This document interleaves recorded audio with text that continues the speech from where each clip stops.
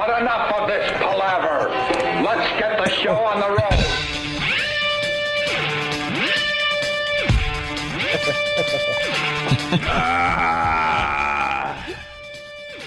Good morning.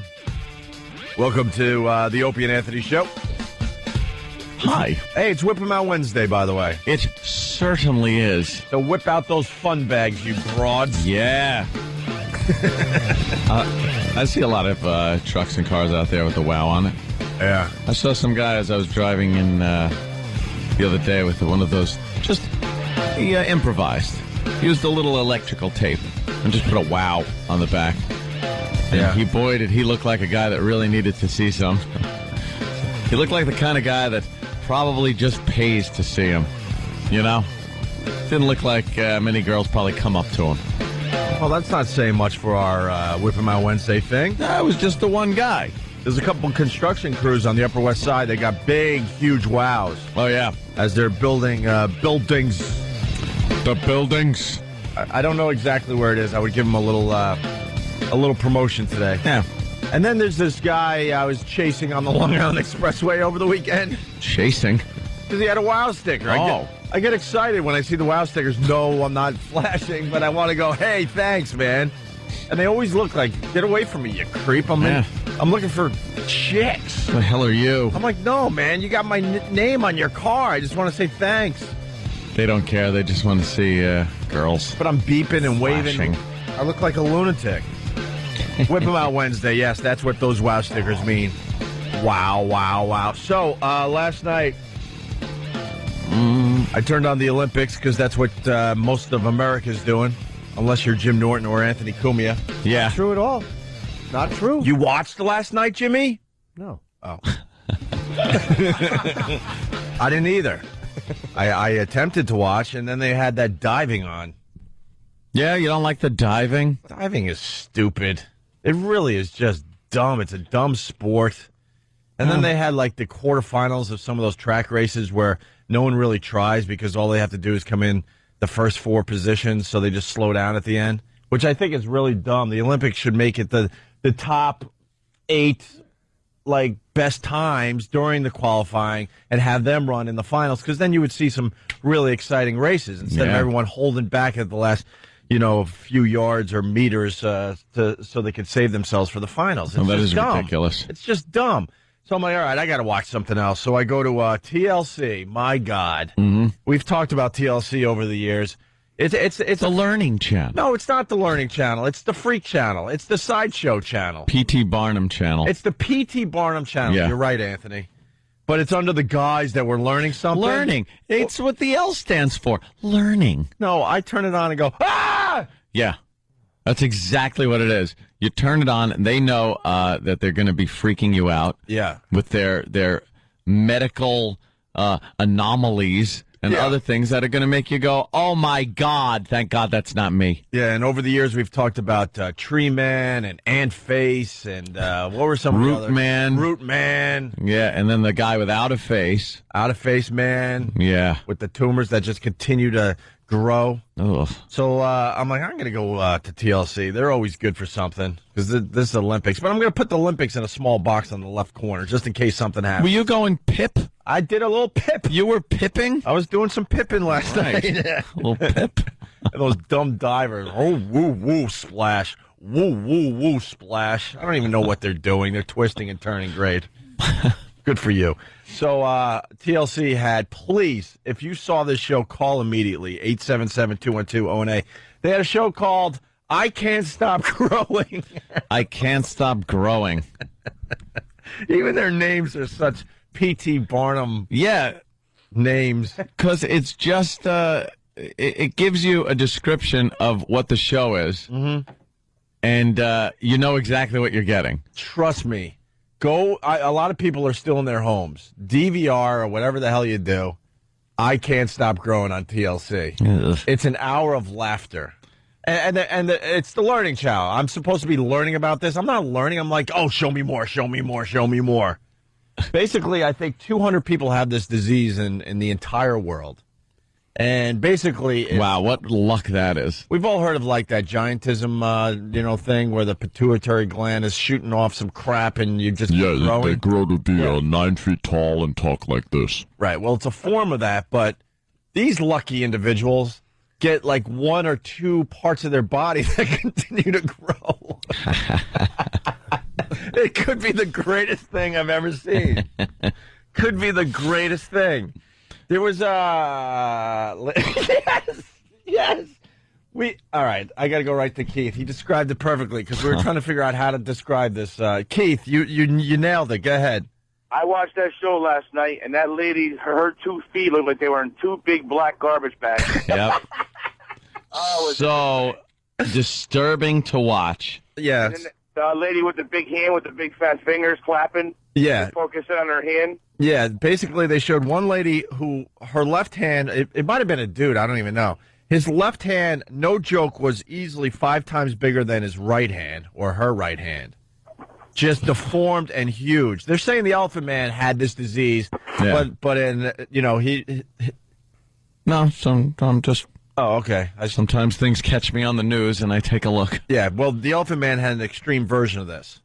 Yeah. That's why his whole body was completely destroyed. But this woman or guy last night, the hand was about 5 times bigger than the right hand. But the real catch was this woman in England Of course. who they estimated her legs alone weigh over 100 pounds. And she was petite from the head to about her belly button. Yeah. And then the hips went, whoa, whoa, whoa, whoa, whoa, like yeast. Whoa, whoa, whoa. They were huge. And then the legs were, how big were the legs? Oh, my God. I can't even describe them. Like 55-gallon drums. They were just huge. They were beyond huge. And then she had like Herman Munster feet. Anthony said that in the office. She had the big boots on, Herman Munster boots. They're custom made. Grandpa, you put a spell on me that made my legs big, Grandpa.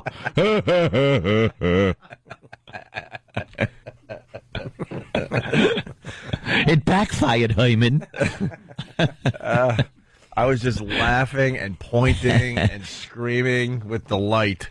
And her feet, you can't even describe how big they were. There's not a size. She has to have custom-made, quote, shoes made. But it's just material that they kind of wrap around these massive things. And didn't you have a club foot also? She had a club foot. God really took care of this one. So her foot was facing the other direction. Right.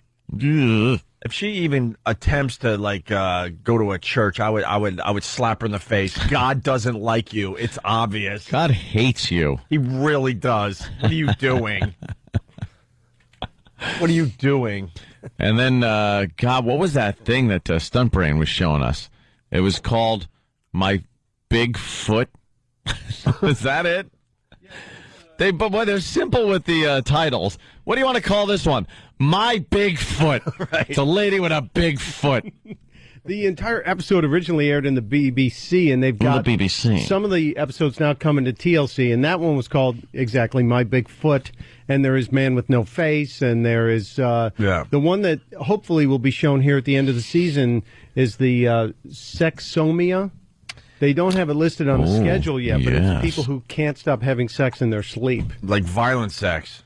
Yeah, one person asleep, has violent sex. You have no idea that you're having sex with your spouse. A woman can't, one woman, she can't stop taking care of herself at night. She just lays there and just goes to town. How hot is that? Can't stop. I mean, how bad is that? It all depends on what she looks like. What's the name of this show? Repressed Abuse Memories? Yeah. No kidding. But, wow. So you got to check this show out. It's on TLC. It's called I Can't Stop Growing. Here's some of the original episodes. And it's part of a series called My Shocking Story. Yeah. Some of the season 1, Half Tree, Half Man. We saw some of that. World's Fattest Kids. My Big Foot. How big was that lady's foot, by the way? It was ridiculous. It wasn't even that it was just big, because it was giant. She had a foot. It was ridiculously big. But it was crusty and pussy, and there were folds in her leg where her leg had gotten fat and expanded that they were pulling like wadding out of because they have to drain it. Oh, it was disturbing to watch. You know those crunch balls at the gym? She had one of those attached to her. Yeah. It was basically around her ankle mostly, right? Yeah, but then up top it got really bad too, and her foot itself, the the toes looked like moldy fruit in a little bowl on your kitchen table. They were furry. And you're right, the names are great. My Bigfoot, and then some of the season 1 stories from My Shocking Story, Man with No Face. You know, there you go. And then this season you got Coma, Miracle, Burnt and Survived, Which Sex Am I, World's Heaviest Man, Reconstruct My Face, Can't Stop Growing. That's the one I saw, which was just Burnt and Survived. Oh. Can we get the preview clip on onaradio.com with the lady with the huge legs? And when you see it, please call the show and scream and do whatever you have to get it out. Get it out of your system. Yeah. You mentioned, too, which was interesting. What was one of the first ones you just mentioned? You mentioned a couple of them. Like Burnt and Survived. There was one right before Burnt and Survived. Coma, Miracle. Yeah, what was that? I don't know yet. Oh, yeah, okay. Yeah. I would assume. We got 3 more episodes left of this My Shocking Story on the Learning Channel, which is, of course, the P.T. Barnum channel. See, that's what we did as a society. We all love to look at this stuff, but the nerds have decided that that's politically incorrect to, like, pay a fee and go behind, like, a curtain and go, oh, my God, you're a freak. Yeah. So instead, we put it on TV and we make believe we're learning about this stuff. That's it? Yeah. It's all the same. We just want to look at this. Hey, Spike in Boston, what's up? Hi, boys. Love you. Love the show. Thank you, Spike. Thank you. Why do they always have to show the little kids in there? You know what I mean? That just ruins it for everything.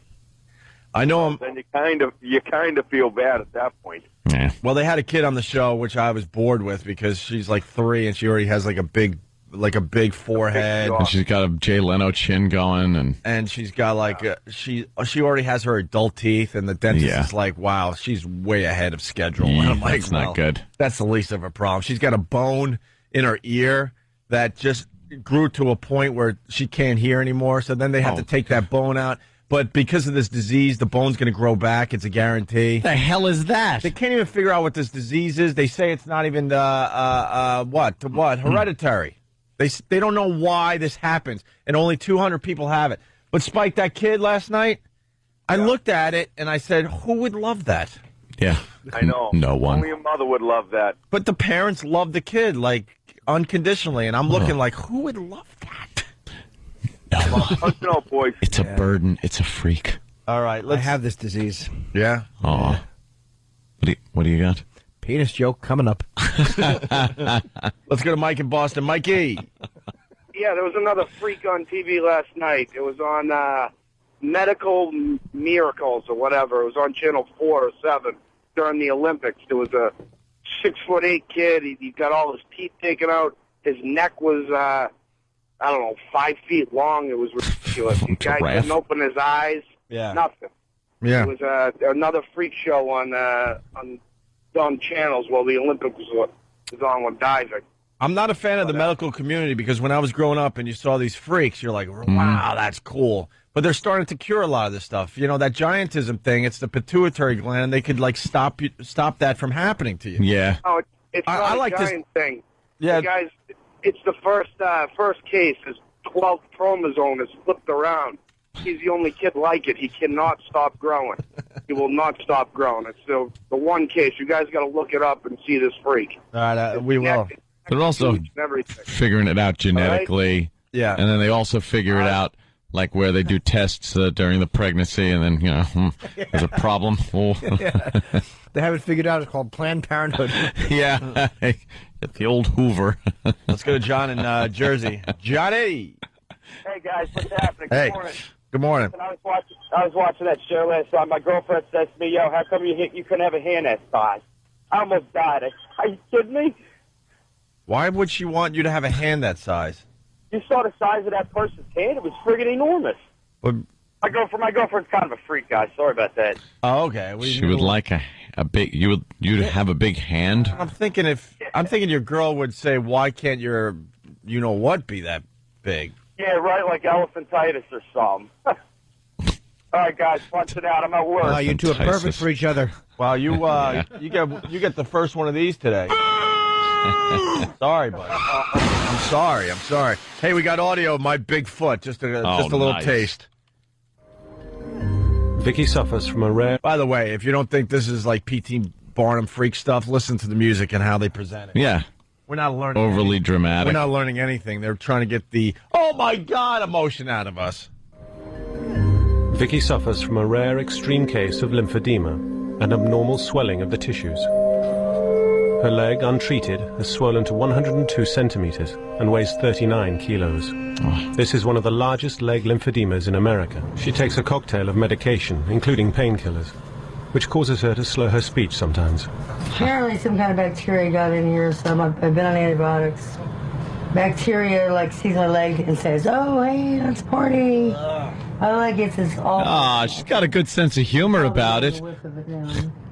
A whiff? What? Did she say I'm getting a whiff of it now? Oh, God. Wait, That's did got she us. say that? Yeah, I think she did. Get out of here. Let me. Because I'm eating, and this is really grossing me out. Dude, it was hard for me to eat. I was eating in the office Were before you the show. eating giant leg of lamb? Yes, giant furry, gone bad leg of lamb. A turkey. And it was green. She had this green and yellow pussy stuff all over her foot and in the folds. And her toes looked like rotting furry grapes. Can we get her to squeeze some of that stuff out into a glass for Pat Duffy? Dude, I stopped looking when the doctor said, okay, we're going to start draining this. And I was like, no way am I going to be able to watch her pour what looks like Bavarian cream out of this lady's leg. Bacteria, like, sees my leg and says, oh, hey, let's party. I like it's this awful smell to it. You're probably getting a whiff of it now. Probably. You might be getting a slight, as the camera guy is puking, you might get a slight whiff. So my leg has an awful smell to it. My leg has an awful smell. Yeah. Bacteria smell. Nice. Like a scab. You ever smell like the underside of a scab? No! Why? Stop what you do. If it comes off too soon, it's just got that healing wound smell. Why do you smell it? Why not? It's only the bigger scab. I start I make a weird face and I start like drooling and I go, I can't look at that. And I have to wrap it up in a tissue and throw it away. Sounds healthy. Like scabs or boogies. Yeah. Hey, we have one more clip. Disgusting. We have one more clip of Vicki. I got to rush through this because we're now heading toward a break. But more of my Bigfoot and Vicki. Vicki's leg has been gradually growing since she was a child. She was a very active teenager and lived a normal life despite her leg swelling as she got older. She was a Vicki and punter. her mother are convinced her condition was triggered by a dresser falling on her foot when she was 2. Oh, stop. One day I heard a big noise and I came in and your little baby shift robe dresser was on top of you. You didn't seem to be hurt too much, but, you know, maybe a week or so later, I just couldn't put your shoe on. And I noticed that there was a swelling. I think something happened when the dresser fell on you. Couldn't put on your shoe. Now, in my wildest dreams, I never thought it would get like it is now. And I prayed for 46 years that we could do something about it. Well, Prayed. Well, so much for praying. Huh? That didn't work very well, did it? God was busy doing something else. I'm sorry. Good for you. Sorry for you. Dan, Long Island, what's up? Hey, how's it going, Owen? Hey, I love you guys. Man. Thank you, sir. Oh, of course you do. Hey, what's up, man? I went to high school with a kid, and his right arm, he had a normal left arm, but his right arm almost touched the ground. I had to sit next to this kid, and one day I dropped my pencil, and I actually asked him to grab it, and then I thought, come on. I was like, wow, I must have made an ass of myself, you know? Because I wasn't one of the kids that made fun of him. Right. No, you were one of the good kids. Yeah. Invite him to the parties and everything. Yeah. Nah, definitely not. Mm. Jimmy, I got a quick question for Jimmy, actually. Okay. Did you ever do open for a ventriloquist named Vince D'Antona and George? Yeah, like Vince is a buddy of mine. I haven't seen him in years. He was a Vietnam guy. I heard he was like a tunnel rat in Vietnam. Wow, really? I think so, yeah. Why? What about him? He's actually my dad. I was talking to him last night. Oh, man, I like Vince. Tell him I said hello. Good thing. Yeah, thank God you said good Would have things been about embarrassing. Am I That right, guy's though? an idiot. He should not have kids. That guy was a hack. Wait, was he a Rumor tunnel had rat? it he blew people behind the comedy club. Jeez. All right. Sorry, Jimmy. That's fine. Am I right? Is that what he did in Vietnam? Yeah, he was a tunnel rat and a point man. He used to go into the tunnels with a 45 and a flashlight, and he'd crawl in there and exterminate, pretty much. I want to talk to one of those tunnel rats. Those guys were absolutely insane. Yeah, Vince did that, and he's like the nicest guy on earth. He's actually a great ventriloquist. Tell your father I said hello, man. He was a really nice dude. I'll tell him to call him tomorrow. You guys can have a tunnel rat talk. All right, cool. Thanks, Dan. See you, buddy. Wonder if he did that, like in the tunnels. He just, kind of throw his voice over to the side, and someone would go, like Charlie would be like, "Where's that coming from?" And then you just shoot him. Hey, I'm over here. I'm over here. Just blammo. That's when he discovered he could do that whole thing. Yeah, it's a great trick. For pure survival. He threw his voice around those tunnels. So listen, we got to take our first break. We're off to a great start. And we're going to do some Google bombing after the break. My God. I think we found the hottest woman on the planet. No joke. And she's an Olympian. No joke. I think she's the hottest woman on the planet. Or right up there. And that's the picture I want you to put up on onaradio.com. Shirley Hemphill? Because that shows her hotness. We'll tell you who I think is the hottest woman I've seen in a long time. What's up on onaradio.com? We got the video yet? No, we have dead web right now. We have Dead web? Yes, we have no internet. Which is very disturbing, and I can't get my Pal Talk up. And I can't research anything. I can't go to IMDb. I can't do anything. You don't have Pal Talk? No, I got nothing. That means we have you today. That's good. Yes. That means we're going to have a focusing Anthony today. I will watch the and pay attention to the show and what is said by everybody. Right. I'm still enjoying the Shirley Hemphill reference. Yeah. Like of all the ugly women you could have picked, he reaches back in 1977. Oh, why not? Yanks that monster out. I'm happy. Why not? Yes, she to me was the epitome of the ugliest woman on the face of the earth. She was awful. Shirley Hemphill. All right. Soon on onaradio.com, we're going to have tree trunk, huge foot woman from London, right? Nice. Wait till you see this video. I really don't think we did it justice, but like that one caller said, her feet look like they're in garbage bags, black garbage bags. They're that big, I'm telling you. Disgusting. All right. Lots to do. And wow, news coming out about Christina Applegate today. Just amazing. I'm so depressed reading that. Amazing. We'll talk about that after the break, too. Show. Opie and Anthony. Good morning, peeps. Morning. And I want to throw out a booyah, too. A booyah. A soft booyah, because it's early. Yeah. And a good morning to the peeps. Peeps. Yeah. Opie and Anthony. 877-212-ONA. I say stupid a lot, but our internet is down and we're not happy about it. We got a lot of things to put on onaradio.com. Yeah, we got pictures of certain people we want to pop up there. Yep. Some Olympians, some Olympic athletes. Yeah. That we want to pop up there, but we can't. Apparently there's a... And we also want to show you that God has a sense of humor. Because you got these hot Olympic athletes, and then you just throw the DNA and mix it around a little bit differently, and then you get... freak shows. You get the woman with the giant feet and the giant legs. Giant smelly bacteria foot. Oh, well, that's Bigfoot. Yeah. I have a big foot. By the way, huge props to the pranksters that had everyone thinking they found Bigfoot in the dumpster. Oh, was that ridiculous? Stupid media. Dumb media. They admitted it was a prank? Yeah. It was a good one, though. They jump on anything. Yeah. Could this be Bigfoot? And what did it turn out to be?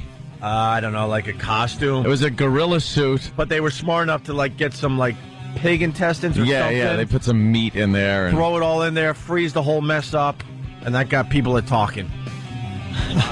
Yeah. They submitted for a DNA test, too, or something, so that kind of kept the story going. Because then people were like, why would they if it was fake? Did they ever figure out what that stupid thing was on the beach or something? The Montauk Monster was... Montauk Monster. What the hell was it again? Raccoon or something? Raccoon, right. Oh, raccoon. That's the Montauk Monster. Right. Raccoon. Yeah. The media. So give us a little time, and we'll have onaradio.com updated with some great visuals. You got to see the video of the woman with the huge feet, or the Bigfoot. Yeah. And then the lady with the huge legs and feet. Whoa, that just stops. I like that. All right. It's scary. I want to thank Travis. I gave Travis a gold star this morning. Aw. Just one, though. One gold star for Travis. What did he do? I was reading his email that he sends out to everybody every night. You might want to take a look at that every once in a while there. I look. And he turns me on to this javelin thrower. And she could be the hottest woman in the world. Yeah, she's from Paraguay. Yeah, her name, and I want everyone to Google bomb the hell out of this one. Her name is Leryn, Leryn. Is it Leryn? That's Leryn? Leryn? All right. Yeah. But she's from another country. It could be Leryn. Leryn. Last name Franco. Leryn Franco. Yes. Google bomb Leryn Franco. Leryn Franco.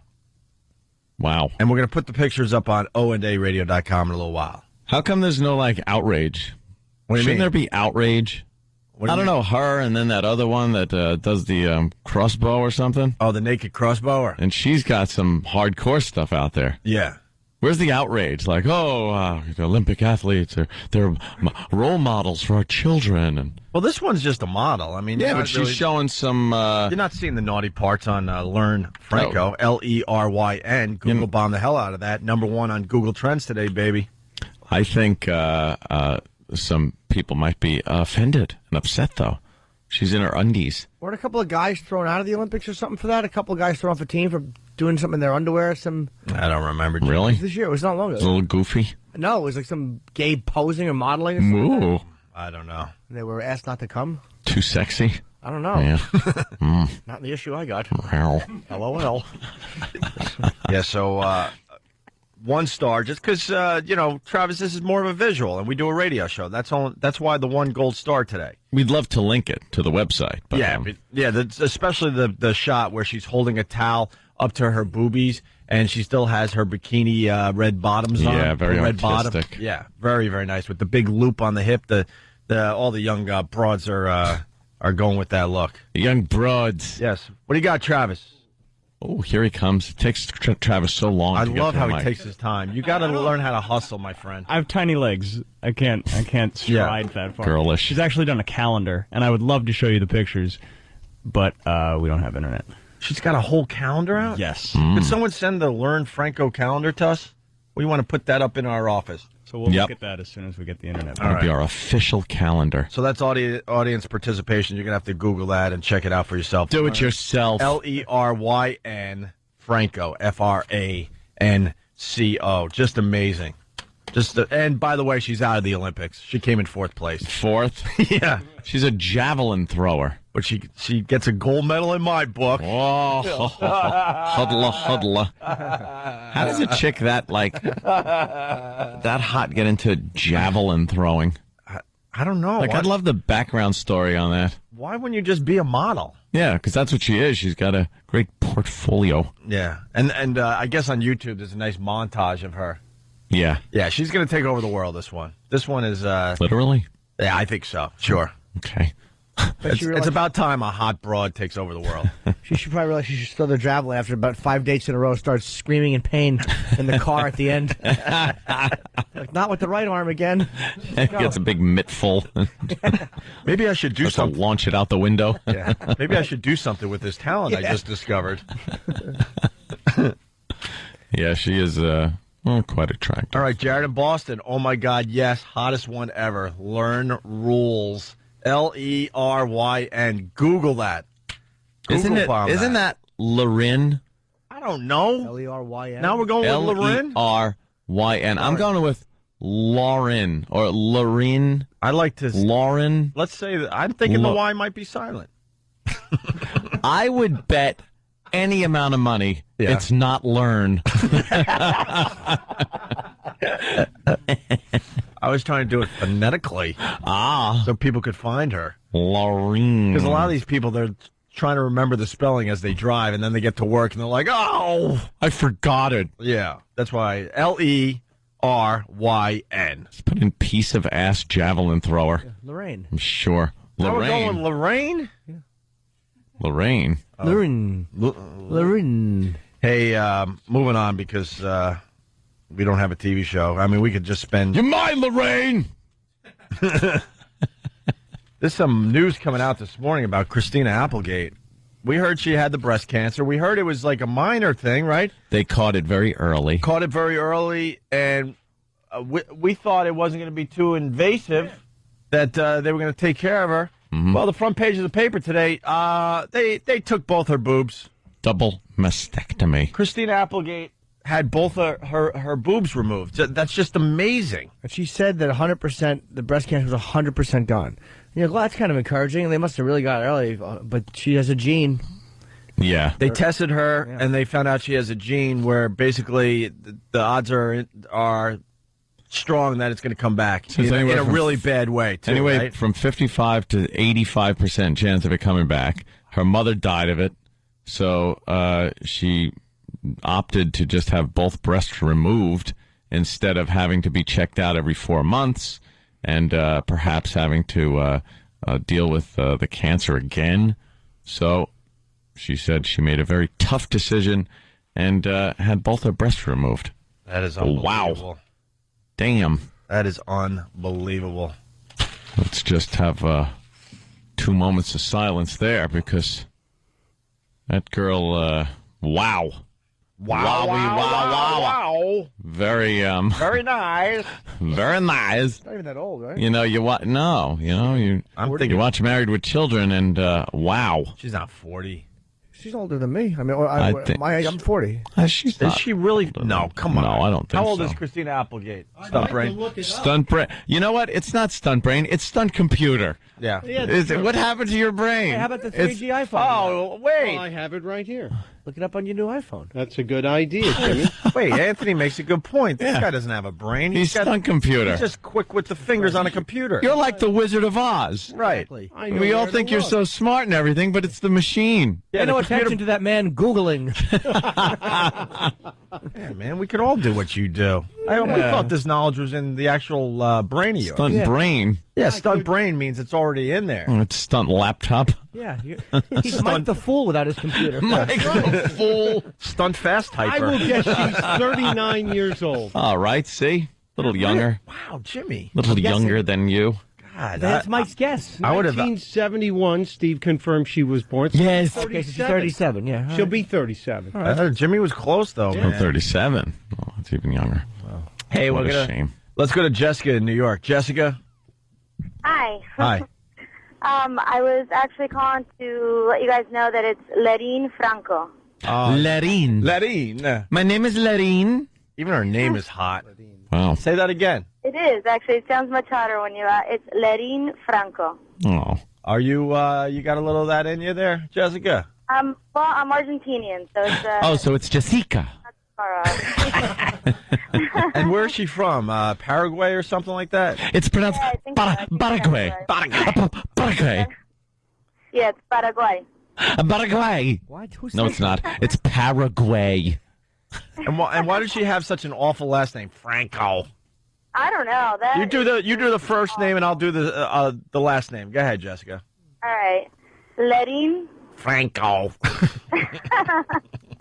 Yeah, it's pretty much the worst. Yeah. Yeah. Worst ever. She's probably dating some athlete, though, some Olympian type guy or some. I like your little. I like Jessica's little raspy, smokes too much voice. I like it. I like it. It's more the waking up way too early voice. Oh, that's it. Oh, it's the Jim Norton just got out of surgery voice. Hi. Thank you. All right. By the way, Stephen S. from Bayshore, his first instant feedback worth reading today. He's already sent in 100. Ooh. But I'll go with this. Wow, an insult. Oh, great. We now live in a world where Stalker Patty has a better rack than Christina Applegate. So. Oh. Let's wow. go to Steve in Connecticut. Steve. That's a sad truth. Steve. Hey, how you doing? Good. Hey. What's happening, fellas? Hey, Christina Applegate, she's just doing what most do is preventive maintenance there. You know, if they're going to get cancer and have to worry about it the rest of their life, they'll rather have a double mastectomy than have that worry over their head forever. Look, there was a 150% increase in women who have decided to have both breast removed. Really? 150% Right, because increase. of the advancements in like in fake breasts. It's like you're gonna lose it Yeah. anyway. You might as well get them made nice. They can make perfect looking implants. Yeah, and they can tell by genetic testing that you're predisposed to this. So instead of having to deal with it, Exactly why all the women do it. yeah. Yeah, but see, we're not women. Like, that's got to be just a horrendous decision to make. Well, I was talking to my wife last night, and it'd be like somebody, neutering you. It's your manhood, and that's their womanhood. So it's got to be devastating that way. Yeah, I know someone that had a double done, and really a hot girl, but she's recovering. She had like she was like on the mend, I guess, for a long time, and then she had, I think she had implants before, and then she had implants put in. And yeah, she's like, I think she's doing well. God bless. Yes. Well, hey, at least she's still a good-looking woman. She's still a sexy girl, and now we'll get to look at her a little longer. All right, thank you, Steve. Oh, look at you making guys, lemonade. Have a good one. Punch it out. Jesus. And because I haven't said it in a while, Leryn? Wow, how did she say that? Leryn. Leryn. Leryn Franco. We're Google bombing today. From Paraguay. Leryn Franco. Yeah. The hottest Olympian. I don't think there's a hotter one. No. Although there is a sluttier one. Yes, yeah. That crossbow chick. Wow. Totally naked. That crossbow chick had a little bit of a mustache, too, didn't she? She was almost... In that one picture you showed me. Oh, why don't you punch it up on the... Oh, yeah. Oh, yeah. Oh, there she is. Okay. Oh, thank you, Iraq. See, look at this. I'm digging this Actually, she's pretty hot in black and Swedish white. crossbow chick. What's her name? Sarah Boberg? I can't read your writing there, Iraq. I think it's Boberg. Sarah? It's Sarah Boberg. Sarah without the H there. She's Swedish? Swedish crossbower. I'll say she's sweet. She's not Swedish. She's... Get it? Yeah, I did. I got Boo. that one. I really got that one. Boo. She looks pretty good there. Well, I think she's hotter because she's naked.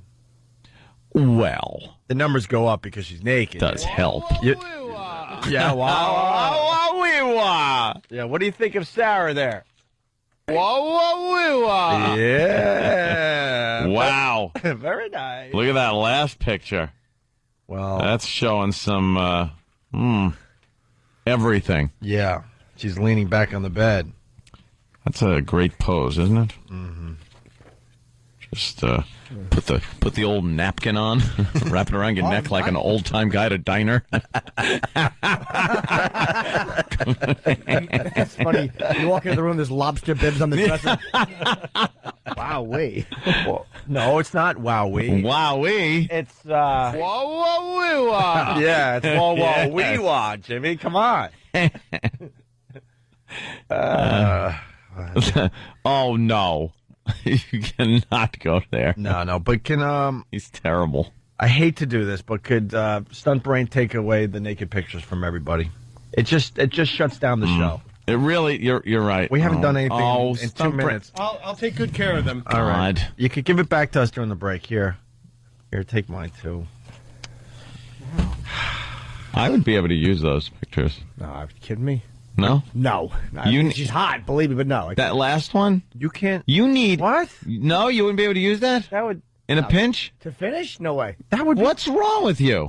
Danny's saying, what's wrong with you guys? What do you need? You guys have desensitized yourself. I'm so with Jimmy on this one, where it's just like when you've seen the things that you search out and look for nowadays to do that to. Just a simple picture like that is totally not getting the job. Nah, I think it still works. I think some of the basic stuff still works. You're like Nicholson in the end of Carnal Knowledge, where it's just he can't do anything because he's just so twisted sexually and needs this stimuli that just has to be so out there. Like maybe if I hadn't done that in like a week or something or a couple weeks, but definitely not on like from the things that I look at just on a daily basis, I couldn't just take that and be fine with that. See, picture plus a little fantasy thing, that works fine. That can work. It's you don't have to. I don't need videos of all kinds of wacky 3-ring circus. You don't have to explain. Some of that innocent stuff is beyond hot. You guys need your videos to all end with the aristocrats. That's like, Jesus. No, the innocent stuff would only turn me on if it was a girl that I'd wanted to see naked. Like if it was something taboo about it, like, oh my God, that's that chick I went to high school with, and here she is posing naked. Or that might do it for me. No, see, I could look at that last picture and completely start imagining what that would be like to do certain things, and the picture plus the mental stimulation like that'd work fine. I envy you. All right. Thank you, Jimmy. I'm too far gone for that. Let's Want to watch? Do it right now. No. No. All right, we got a break. 877-212-ONA. We don't have ONAradio.com working right now. We got some great updates. So our intertubes aren't working. Yeah, keep checking ONAradio.com. A lot of visuals going up there today. Just because we can, one more time, we got Ernest Borgnine talking about why he's still alive at 91. Okay. We're just going to play Cold going in a break here. Check it out, in case you missed it. To the show, but real quickly, you're 91 years old. You look fantastic. You look like you're in your late 60s, early 70s. What's the secret? I don't dare tell you. No meat. You don't eat meat. I masturbate a lot. Okay, I think... Thank you, Ernie. That was great. I actually heard that. Ernie, have you ever been on YouTube before that? Listen. Yesterday. What are you talking about? It went all over the place. Okay, we're going to take a quick time out. He'll be in the After the Show. Log on to foxandfriends.com. I just shook his hand.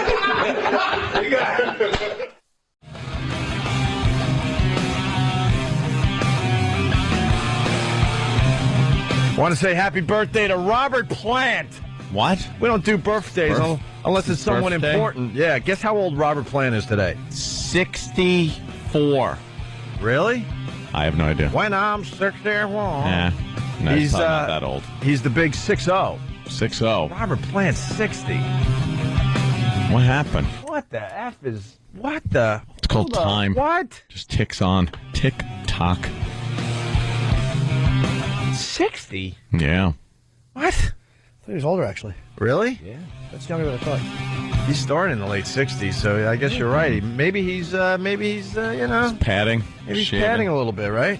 Yeah, could be. It's the Opie and Anthony Show. Now, we wanted to move on. Everyone is Google bombing the hell out of... How do you say her name again? Leryn Franco. Leryn Franco. Paraguay. We think she's one of the hottest girls ever. Mm-hmm. And then E-Rock runs in with naked pictures, and we're really trying to get away from the naked pictures so we could try to entertain these people out there. Well, we got naked pictures just stop the show. Yeah, always. We got that because there's that crossbow chick. Yeah. From the Olympics that was naked. Yeah. So we got those pictures, and it pretty much just it stops the show immediately. Yes, of course. Quite the wah wah wee wah. Very nice. Very nice. And that stopped the show. Uh-huh. And now, what the hell are these? Well, it's 3 German Olympic athletes completely naked. Oh, God. And we are looking at the greatest hiney ever. The greatest hiney ever. Yes. The greatest hiney ever. Oh, my God. What sport does she do? Well, I can think of a couple. Wow. Wow, wow, wee, wow. What? Yes. Yes. What a cute face.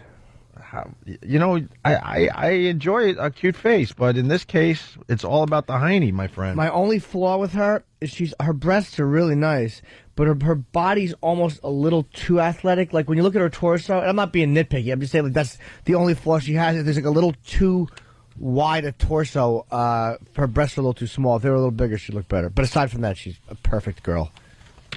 Man, you're tough to please. No, I'm not. No, you kidding me? No. I'm only saying I just noticed that one shot. Believe me, I'd kill family members for her. And by the way, back what we were saying before about the nude innocent pictures. Yeah. I had a picture one time of a girl who I was friends with. And it happened to be, it was a goof shot I took up her skirt. And she was wearing panties. And they were pulled aside a teeny bit, a little bit. Just enough and I can't tell you the damage I did looking at that photo.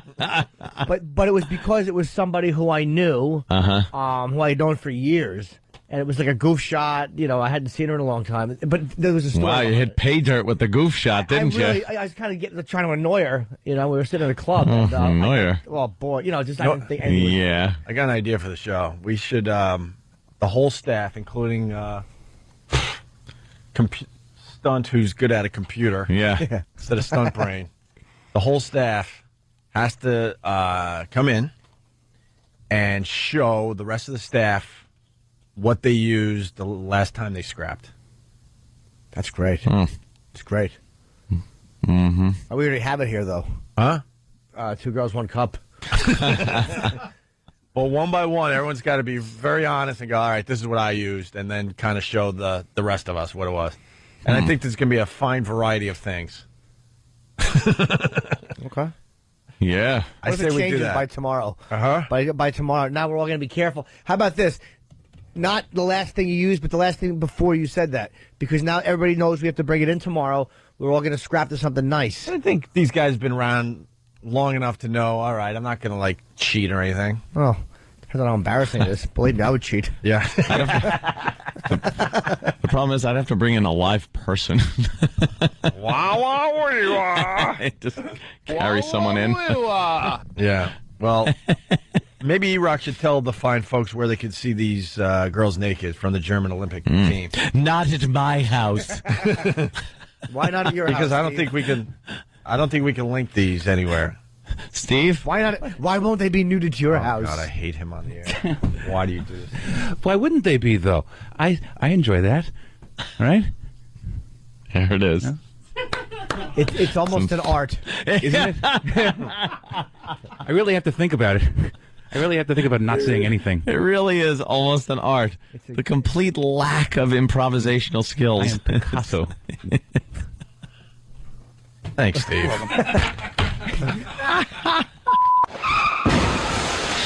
Oh, I love it.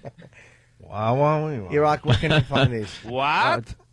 Just Google German Olympic Playboy, and those photos come up. Yeah, the perfect tiny. Can I plug something that you always ask you to plug? I never do. I'm doing Fox tonight, Fox Red Eye. Red Eye. My mustache is going, but I'm just keeping it for tonight. No. So I will do TV with my mustache. Wow. You got to make it to Friday with your mustache. What's today, Wednesday? Yeah, you got a few more days there, Jimmy.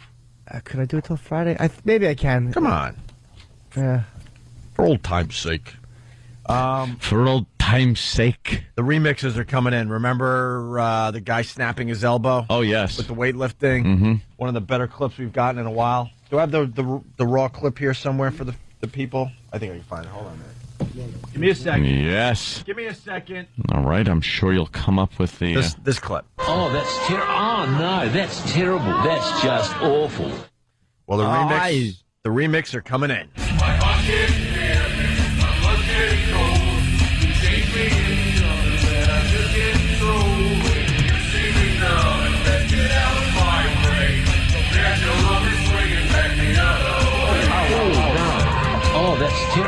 Oh, that's terrible. Hey, the German girls are online. A fine website called whatwoulddtylerDurdendo.com. Basically, it's www.tdd.com. They have them up there. Oh, cool. I've been on that site. Is it? I think they're fans of the show. I think they're fans of the show because they knew who Jimmy was when they put that picture of Mandy Moore up and you were in the background. Is it, when you see me coming, best get out of my way? Yes, it is, actually. Oh, okay. What did you think it was? When you see me coming, I thought it was just get out of my way. Best get out of my way. Were you? All right, cool. This is why I love Anthony, because people don't see this, that every day that he leaves the studio, he's been walking down the hall going, get out of my way. I can't get it out of my head. It is the catchiest song I've ever heard in my life. Thank you so much. That's exactly what I was going for. It's certainly panned out for you then, because it's stuck in my head constantly at home. You were thinking of it at home? Yes. I love it. Can't stop. I got to figure out how to get it on You iTunes. see me coming, best get out of my way. I'm going to be singing that one again. Can we get Steve out of the studio at least? All right. No. Steve, you wrote a catchy one. Thank you, Jimmy. It was like 10 years ago, too. I'm very happy. Yeah. for you. Boo. Boo. Thank you. Yeah, bye, Steve. Bye. The studio door is swinging back the other way. Bye, Steve. You said it.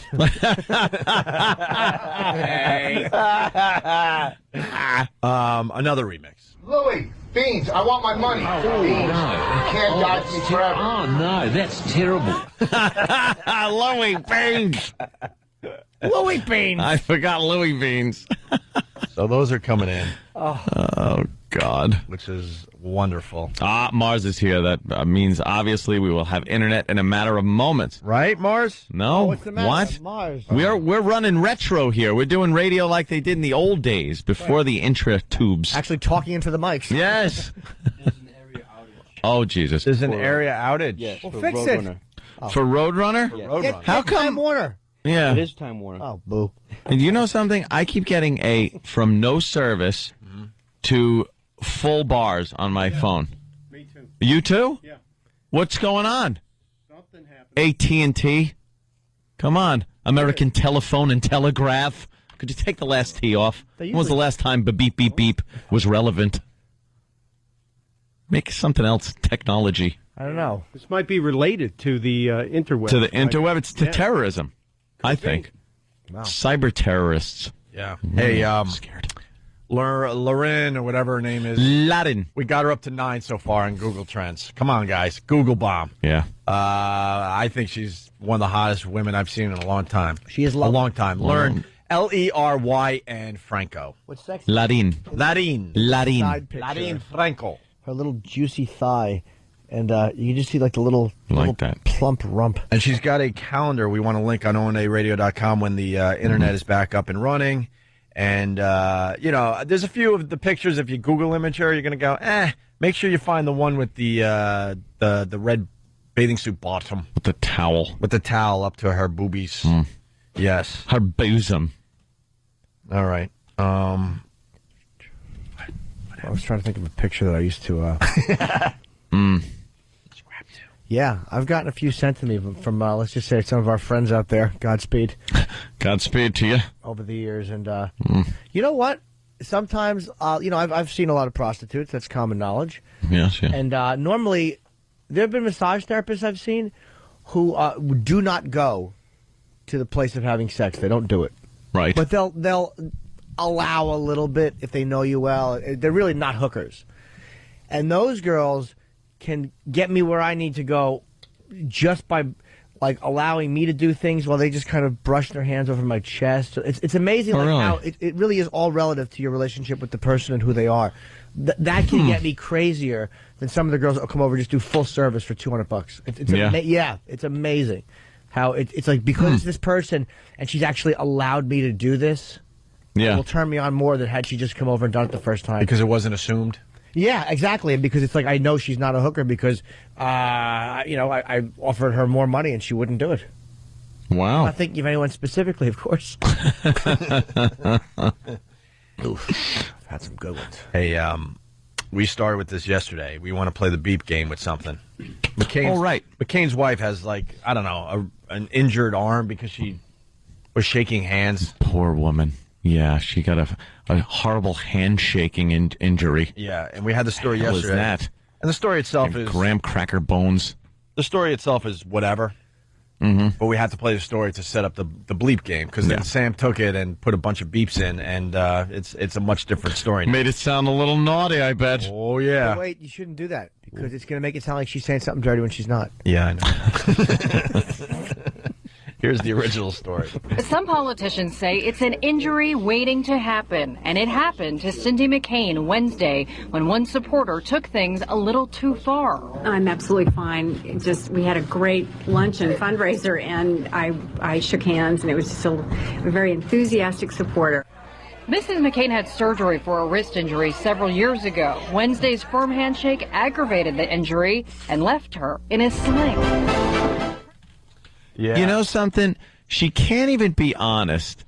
Well, a supporter is good, just an overzealous supporter of ours. She can't even go, this idiot came up to me and doesn't know how to shake hands and grabbed my hand and squished it. Be honest.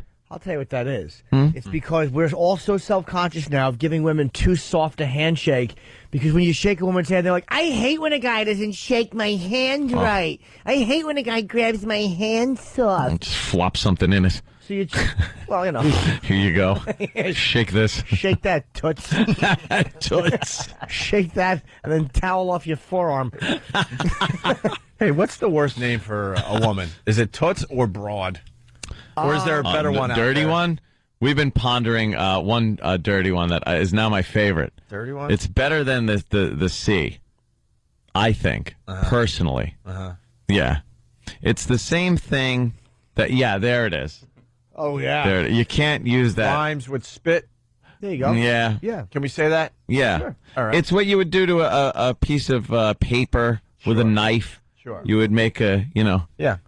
Yeah. Although if you cut it. You call or it you do it to your wrists. If you're committing suicide, you're doing it to your wrist. But when you use that as a derogatory term for a woman, it's Let's do the top 5 today. You got that one. You got broad. You got toots. Such a good one. Toots is a good one. Toots is worse than broad. Can we get a couple more in there? Because toots almost has a subservient sexual innuendo to it. Like, Yeah, hey, yeah. Come here, toots. Hey, toots. Nice jugs, toots. Because Kenny used to do that when we'd be on the road in Vegas. Just to make me laugh, he'd call the waitress, he'd go, excuse me, toots.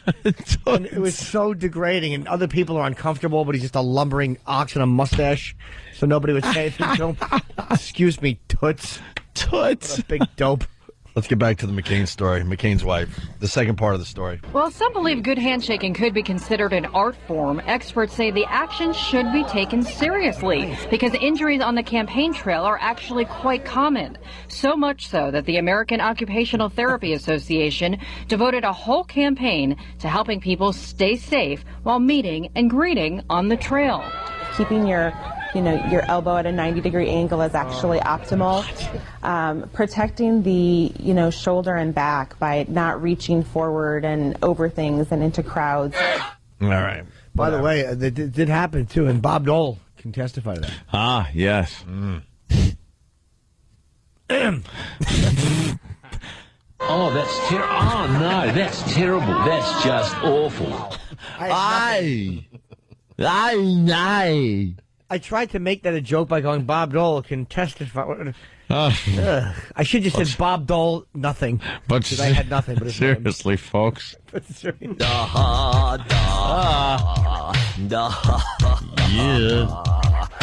Bank 6 could be my favorite. There's a lot of good ones on this. I'm Mr. Bucket.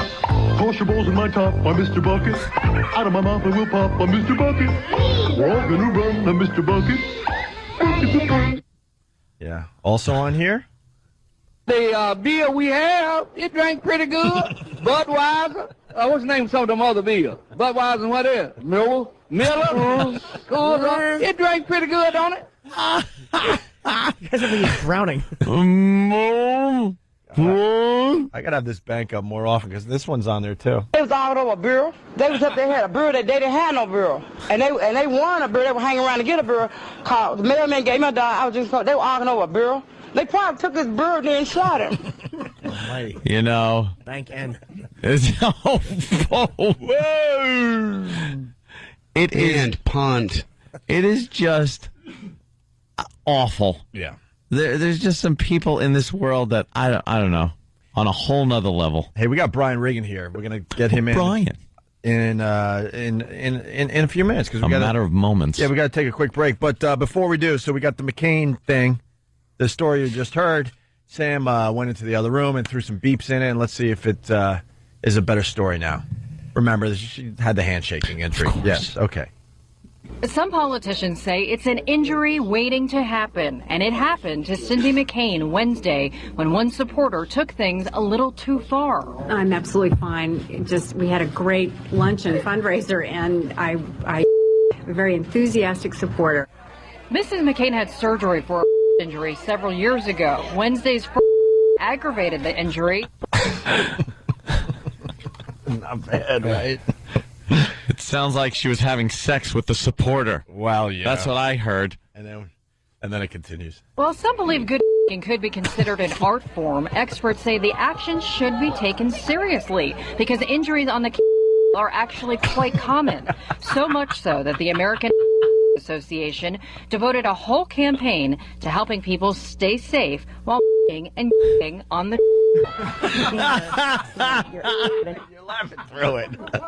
That's a pretty good one. I like those back-to-back ones. And the belly-to-belly. I got to back up. You laughed over some good stuff. Pain to helping people stay safe while and on the.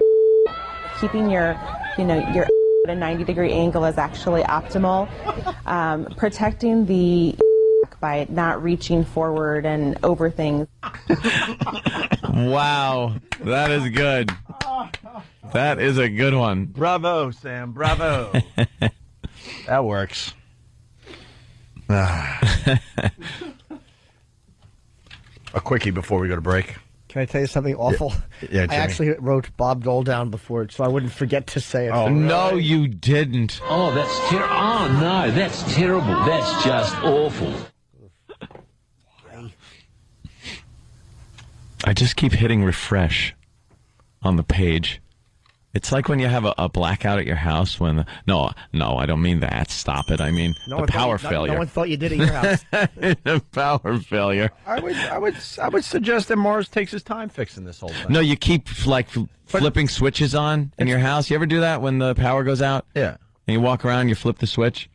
Well, when the internet is out, you just kind of keep hitting refresh and go, come on, page, load.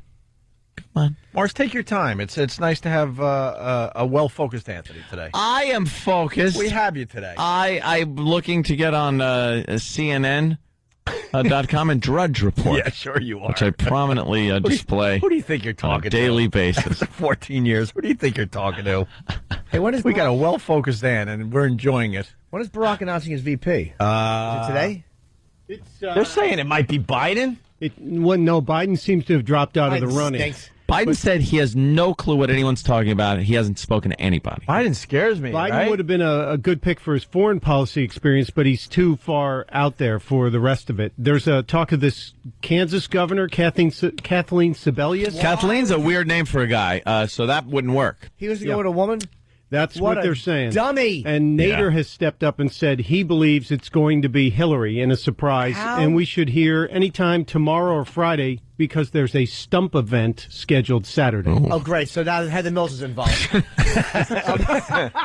He needs boring white guy. Dude, he is a dummy. If he doesn't pick, why doesn't he take John Kerry, who did get 48? Didn't he get 48%? Even though he against Bush. Kerry's got too much negative crap behind him right now. He'll be seen as an older guy. Yeah, but he's campaigned on this whole change agenda, and if he brings in the old guard, he'll get hammered on that. And Kerry's just looks like an elitist and a jackass. But he's people are used to seeing his face publicly. They're used to he already ran for president. Like Al Gore would be a good choice. These are guys that have already run, who people see as presidential, even though he got 48% of the vote, I think, or 40-something%. He got a lot of votes already. Yeah. This dumbbell, if he does that, is he forgetting that a black president's a huge change? It's fine, but it's a big change. Yeah. And then you're going to bring a woman in, too? So if something happens to you, now she's president? Yes. God, you're stupid. It may or may not be Sebelius, but she's in the top running. Evan Bayh was until they found out his wife had a bunch of problems with corporate boards she's on that he's been slamming. Oh. So, that he's out. So Bayh's out. It still could be that guy, Kane, the governor from Virginia, a real boring guy, but... Right now, it looks like Sebelius or Kane, and Nader says it's Hillary. So you read up find on out a soon. lot of boring stuff. Yeah. You got weird knowledge. What about McCain?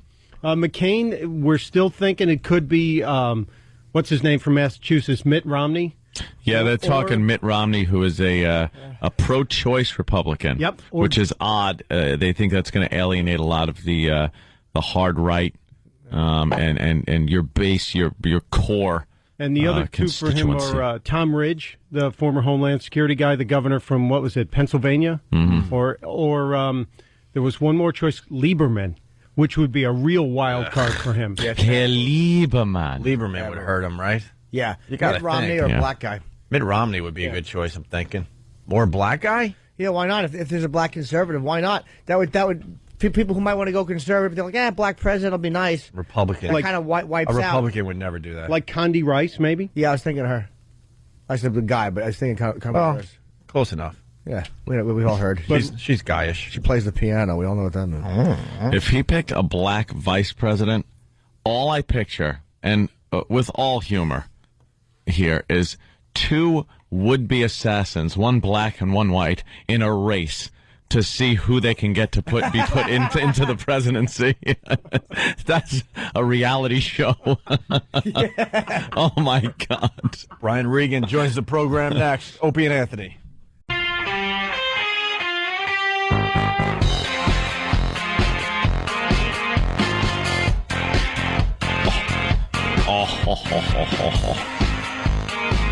We almost went off the air. No joke. I grabbed my water. I thought the cap was on and went flying. Opie and Anthony, we got Brian Regan in studio. What's up, Brian? Hey, guys. Brian's What's up? back.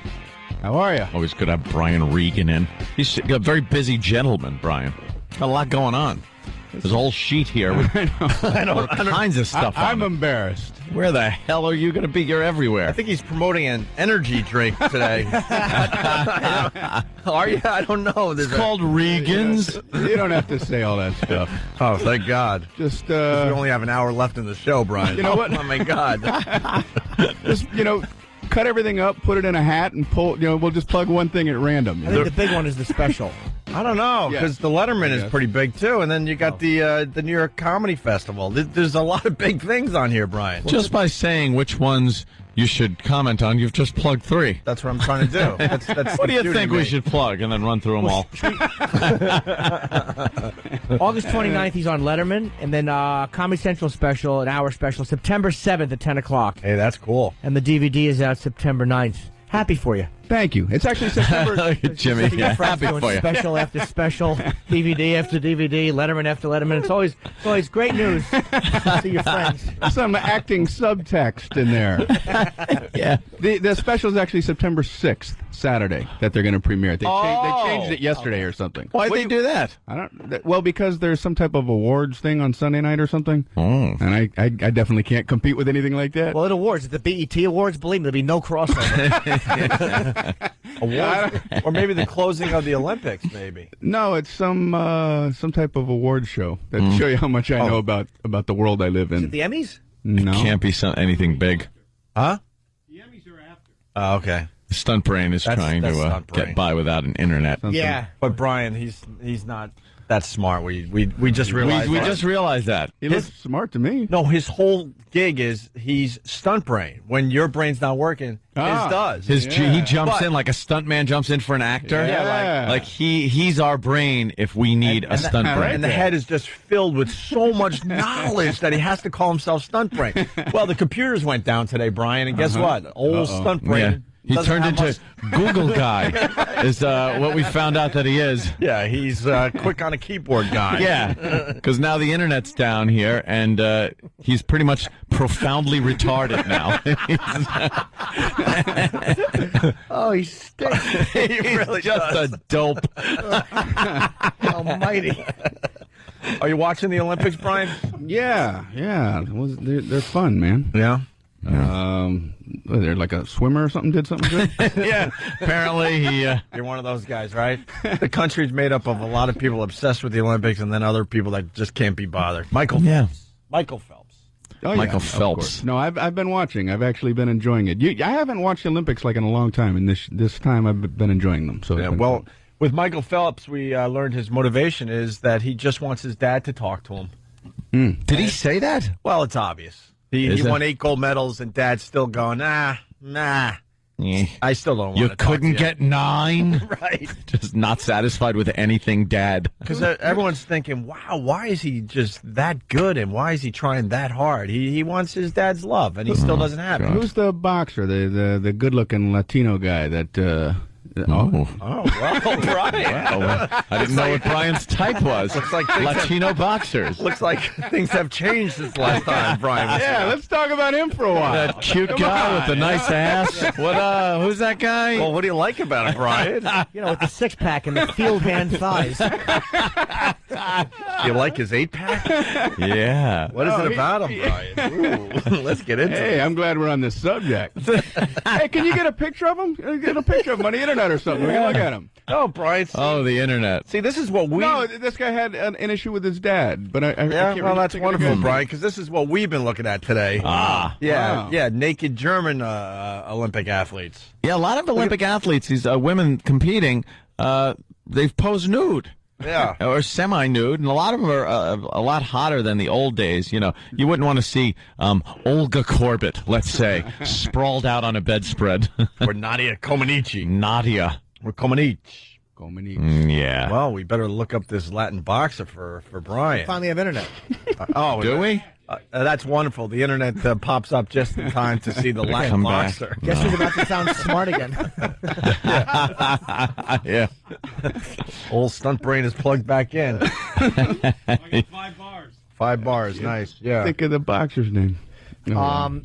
August 21st, Cape Comedy Melody Tent, Hyannis, Massachusetts. You're still promoting? I'm going to just throw Regan's plugs in there because he has some major gigs coming He's up. got a lot of them. Certainly does. What's your Thank website, you. Brian? What is it? Just BrianRegan.com. Ooh. Yeah. Very nice. Not just. I was my able friend. to get that. You were. Hey, I heard your XM Unmasked, Jim. Very good. Oh, thank you. Very entertaining. Thank you. I was we did that in D.C., I think. Mm-hmm. Do you like my mustache? What? He's growing a mustache. Look at his mustache. Oh, I thought you meant on the XM Unmasked. I'm like, well, it was radio. I don't know. No. Yeah. Very nice. Okay. Wow. I mean, it's not like a Latino boxers or anything like that. No, but, you know. No, those are thin and Kinda- swarthy. Yeah, exactly. And then we've been talking about still don't know how to say her first name. Leryn Franco. Leryn. She's from Paraguay and she's a heartthrob and she came in 4th and everyone's depressed that she's out of the Olympics. Oh, wow. Yeah. Well, she got some great pictures, man. Yeah. She's a model and she's got a calendar and she also for some reason wants to throw the javelin. I don't know. If you look like that, why would you throw the javelin? That's how Dad taught her to keep the guys away. Just guys impaled through the heart with javelins at school.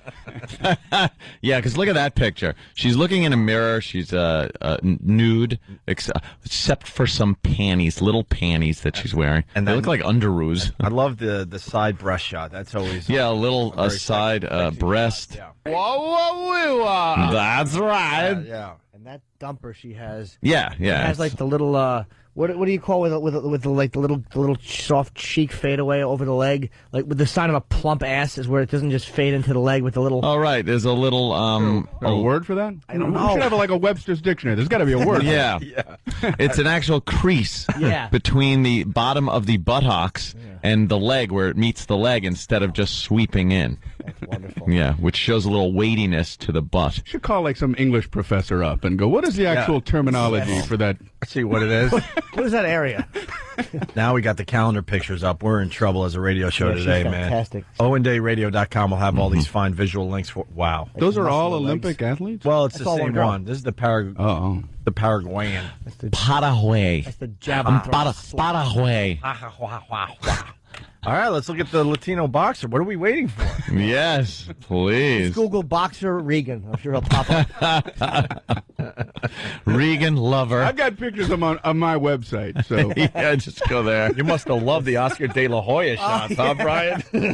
maybe that's Is one- that him? Maybe that's one. Whoa, right. Wait, in the girls' clothes? What? In the girls' clothes? Dressed like Yeah. That's De La Hoya. It was that guy. Okay, That's right. De La Hoya. Well, he had issues with his dad. That's why. Yeah. That's why I had intended to bring him up. Well, that makes sense.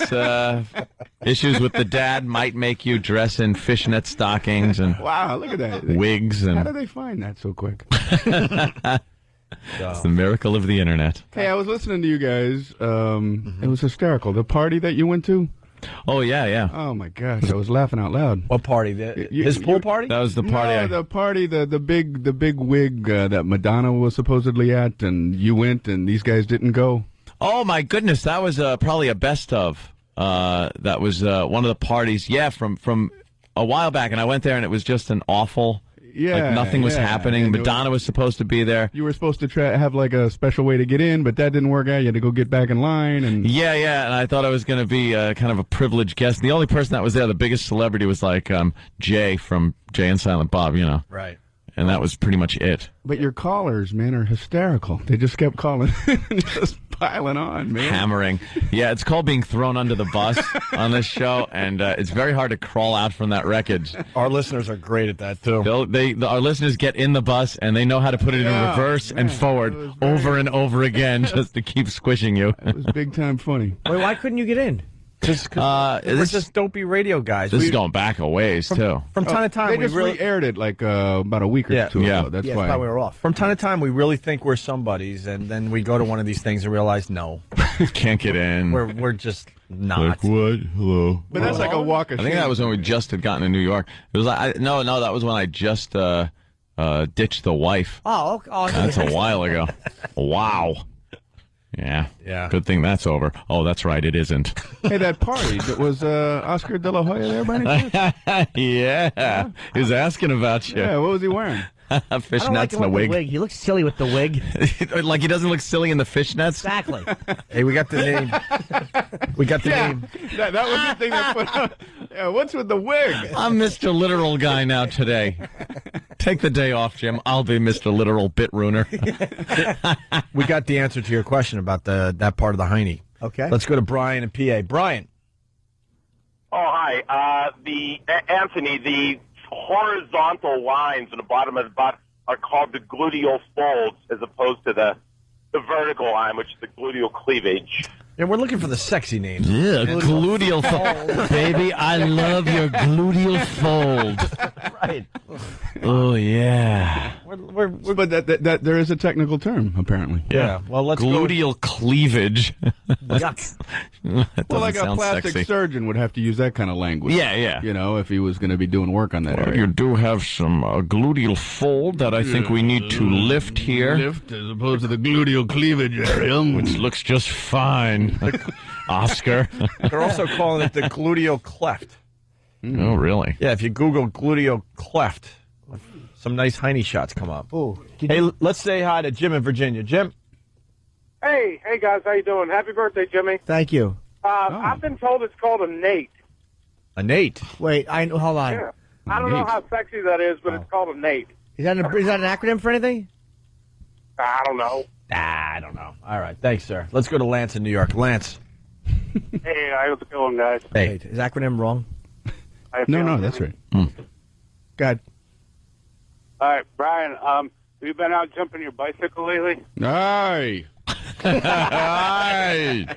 Aye. Yeah. Yeah. Well, we have our little boy now that we're kind of doing this all over again. Yeah, we used to make the bike ramps out in the road because that's where all the cars are. You put the cement block out in the middle of the road, and you angle some wooden plank up to it, and the object is for one kid to get on his bike, ride as fast as he could, and see how high he could go, and that's as far as we planned. It wasn't until the first kid was flipping in midair. What happens now? We don't know. He hit a mailbox.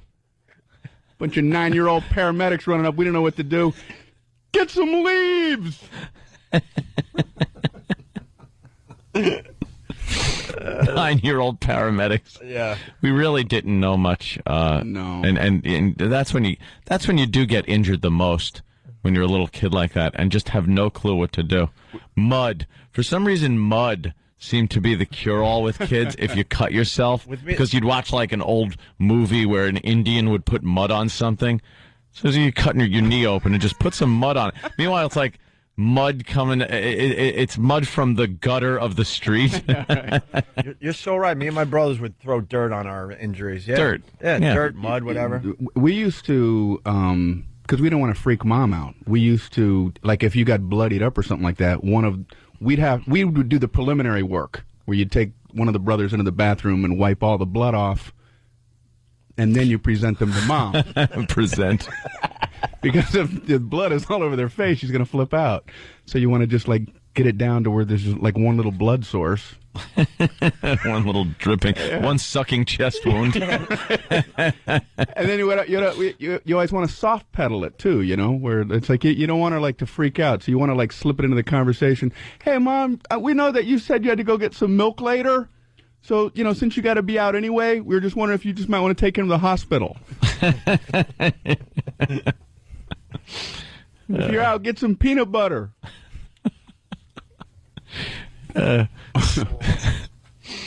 Rob on Long Island. What's up, buddy? Hey, what's up, guys? Hey. Hi. Yeah, another name for that gluteal fold is called the nagel. Oh. A bunch of nuts. Oh, see. Oh, the Nagel. Goofing on our own E-Rock. Eric Nagel. Not nice. Hey, we got a great home invasion story. Do you carry guns there, Brian? Yeah, I got 3 on me. Anthony Nice. likes to be armed in his own home. That's what that's what has happened since you've been here last. My motto, gun rhymes with fun. Yeah. And it's not a coincidence, because guns are a lot of fun. They are fun. And he was showing off his gun collection at his pool party. Yeah. I counted 5 handguns, and he's got a closet filled with other things. rifles. All legal. Shotguns. All legal. He plays video games, and if he gets a nice weapon in a video game, he goes, I want the real version of that. See, video games have become so realistic as far as the weaponry goes that, especially things like Call of Duty 4, the military-style games, that I look and go, I got to get that gun because it works really well in the game, and I like it. Or that scope is really good. I got to get an ACOG scope for my AR-15. So I'll go to the gun store. I frequent Coliseum Guns, and I'll say, yeah, I want that. And then I go there, I go to the range, and it's amazing. It's like cheating when you have a scope. What do you fire at? Do you get to pick things? Pictures of coworkers, things like that. You bring in like 8x10. Yeah, simple things like that. Put it on the little thing, the clip, and then send it back a few yards, and then just blast some rounds off. People are like, how come Anthony's pictures all look like photo negatives? Just the ones he chooses. So what's the coolest gun you have? I mean, well, I don't know anything about them. But. As far as rifles go, I got a little, it's called an FS 2000. Takes the same round as my AR-15, the 223. And it's a little bullpup, it's called. And it looks very futuristic. Very like Starship Troopers-ish. So I like that one. But as far as my my handguns go, I got to stick with my my HK-40 caliber. It's very nice. Although I just picked up a Colt 45. Now, do they have like little orange and it tastes tips? delicious. Orange It's a joke. It's also a malt liquor. An orange tip like the toy guns. Oh, those no, are cool. the only time the tip is orange is when a bullet is flying out of the front of it. It's called muzzle flash. You want to get an orange tip for it just to fool burglars into thinking it's fake? Hey, that's a fake gun. Hey, get out of my house. See, where I live seems to be every other day there's a story of home invasion in where I live, in the county I live in. And I'm not going to be the guy, because I always say, I go, if you have home invasion, the story is always the same. The husband or the man of the house, whatever, is there with a phone cord wrapped around his neck. His family's being ravaged. And do you think for a second that in his head, the thought isn't floating around there that's going, I sure wish I had a gun. You know he's got to be saying that. It's not like, perhaps I could talk these gentlemen out of this. I think I can talk them. It's just not going to happen. So I am better safe than sorry, I like to say. I made that up. But so guns. Yeah, but we lost you when we learned that you actually carry it in your house. Well, it's not good enough to have the guns in nice strategic locations. He now has to walk around with one on his his hip. You're like a holster, like a Western. Well, not a Western tie down on my leg holster thing. It's a concealed holster, so you don't see it. But a lot of times, I go to the range. Wait, you're hiding it from yourself? Yeah, I don't want to know I have it. Because Lord it'll knows scare me if I start thinking I actually carry a gun around like that. Oh my God! Yeah, you're the only one in the house. Why do you have a concealed weapon? Exactly. I have no idea. No, I go to the range a lot, so after I go to the range, I don't take the gun off. I kind of keep it there, and then I clean it, make sure they're clean, nice, clean action, smooth, Charlene, nice. I mentioned this because there's a great home invasion story happening. Oh, yes, or that did happen. And I think this woman followed Anthony's advice and made sure she had a gun. Yep, see? This has a great ending, this home invasion. Listen to this. In Pennsylvania, an 85-year-old woman caught a burglar red-handed. Lita Smith says that she came home, her side door was kicked in, and instead of running, she went inside and got her loaded pistol. She pulled her gun on the 17-year-old burglar and made him call 911. She kept that gun on him until police arrived, and he was charged with attempted burglary. There you go. You gotta love it. She made him call the police on himself. There you go. Ultimate humiliation. That really is. Hi. Pick up the phone. And she's 85 on top of it. 911. Yeah. 911 operator. It's the emergency. Yeah, I want to report. Do I have to do this? I want to report burglary. Okay, are you okay? Is everything okay in the house? No, I'm really not. I got a gun. Yes, I'm extremely embarrassed and humiliated. Is the perpetrator still in the house? Oh yeah. Yeah, he is still in the house. How embarrassing. Can you describe him? Yeah, let me get to a mirror. He's about my height. Right. Yeah, he got my hair color, my eyes. I'm 6'2". I would actually go, Hello, 911? Yeah, I was at home, and an 89-year-old lady came, and she's robbing me right now. She's holding a gun to me. Please send the police. Yes. Send the police. Shoot first, because she said she's not going to be taken alive, but she wants to take on as many cops as she can. She's old and crazy and has a gun. That's a great one. Home invention story. All right, we got Brian Regan, Comedy Central, Saturday, September 6th. Yes, right? yes. At 10 p.m. Yep. And then the DVD will be out on September 9th. And then Letterman on the 29th. That's how many times have you done Letterman? Done Letterman 4 times, right? How many Lettermans have you done? This will be 20. 20 Lettermans. Are you kidding? Yeah. No, I'm not. Yeah. Don't you love when you do that? You're kidding, right? Yeah. No, I mean, no. No, I'm yes. Yes, it is 20. Yeah, yes. No, I'm not kidding. Yes to the answer and no to the question. I hear when you do Letterman 20 times, he actually sits down and talks to you after the show. So that's good. You'll finally get to see what he's all about. You do panel? Stand up? You stand up panel? It's usually always just stand up, man. I just do my thing and then go home. August 29th. That's awesome. And then BrianRegan.com for everything else. He has so many plugs here. Check into the energy drink that Brian Regan is promoting. Opie and Anthony will continue. And then he'll be at the Hampton Beach Casino Ballroom in Hampton Beach, New Hampshire on August 23rd. And then on the 24th, the South Shore Music Circus in Cohasset, Massachusetts. Brian Regan has so many plugs, I figured I would just do it during the commercial break. And then he'll be at the Avery Fisher Hall as part of the New York Comedy Festival on November 9th. And then his energy drink comes out in December. Holy yes. Energy drink. It's the Opie and Anthony Show. Brian Regan has been doing our show for, I would say, 10 years at this point. Mm-hmm. Going back to Boston. I was on with you in Boston once or twice before you guys came down this way. Wow. And we like the Brian Regan that likes to drink after the comedy shows. Anthony's gotten to see that a few times. That was that one time. Yeah.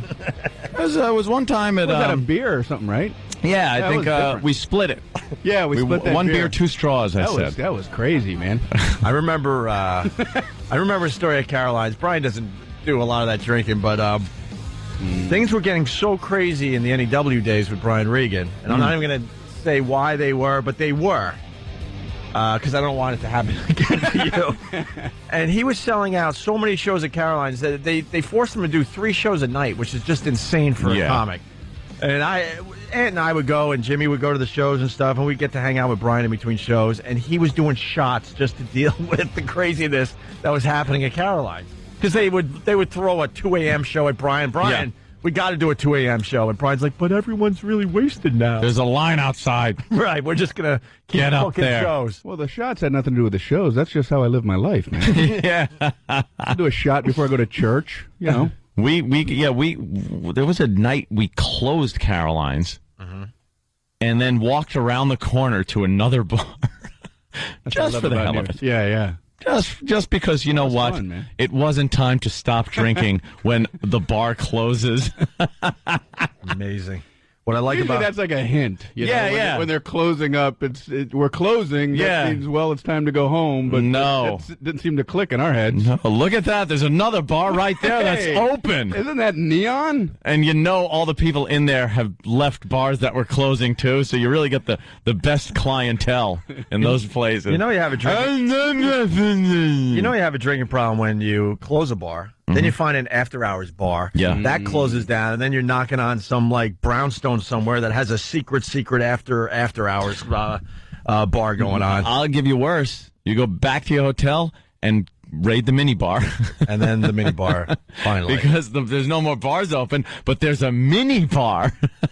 I remember being in Montreal, the Montreal Comedy Festival years ago, and it was one of my first experiences with a mini bar.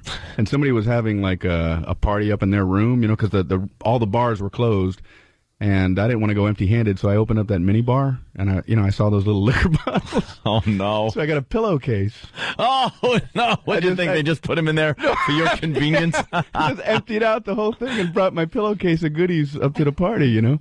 And I didn't know until checkout, you know, it's like $1,700 for liquor. I'm like, what? It's like, wow, Mr. Regan. Here's a card. Right. It's this is a program that perhaps you should look into. Yeah. We'll keep this between you and I. Yeah. But wow. Oh, Jimmy. Jimmy, you're Mike. You're missing the point, too, on what white trash Regan is to think that's a classy move. Booze in the To bring pillowcase. alcohol in a pillowcase to another hotel room. Oh, we're not. It's good once you get there, and if you get in a fight on your way to the room, you could swing that pillowcase into someone's face. You know what? Brian might be fooling his audiences, but he doesn't fool us. We know this is a facade you got No, here. that's a true story, man. Yeah, that's what we're saying. Okay. Because of an I see alcohol what you're saying. Right. Yeah. What I like about Brian, I got to say, every time I see him, a lot of new material. Well, thanks. And man. as a fan, I so appreciate that. That's very cool. You're You guys always are working on your craft. Always kind enough to come out and check it out, and I don't want to be embarrassed and be doing the same stuff. So, like, I'll just wing stuff on stage. I look out and see you guys. I better make something new up.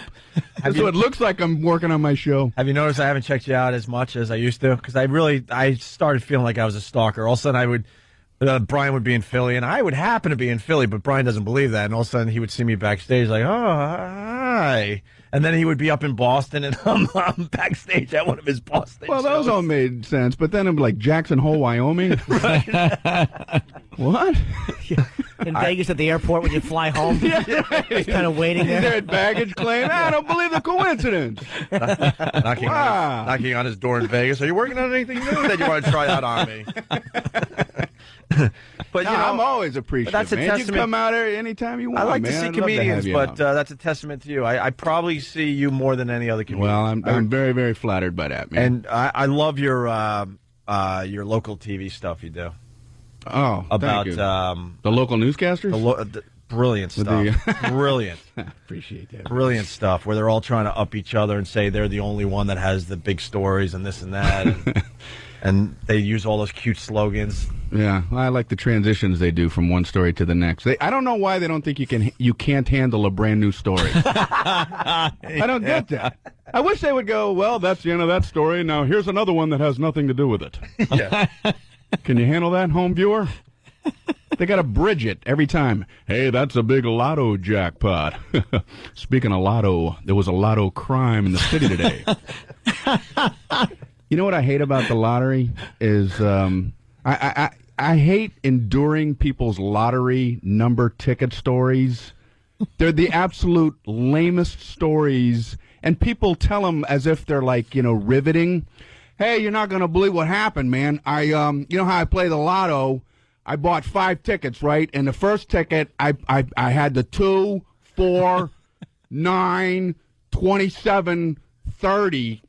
And the second ticket, I had the 2, 4, but I got the 10 on the second ticket instead of the 9, and I had the 26 and the 28. The third ticket, I like to wheel the 4 sometimes, so I wheeled the 4. I had the 2, and I wheeled the 4 with a 5 and a 9 and a 28.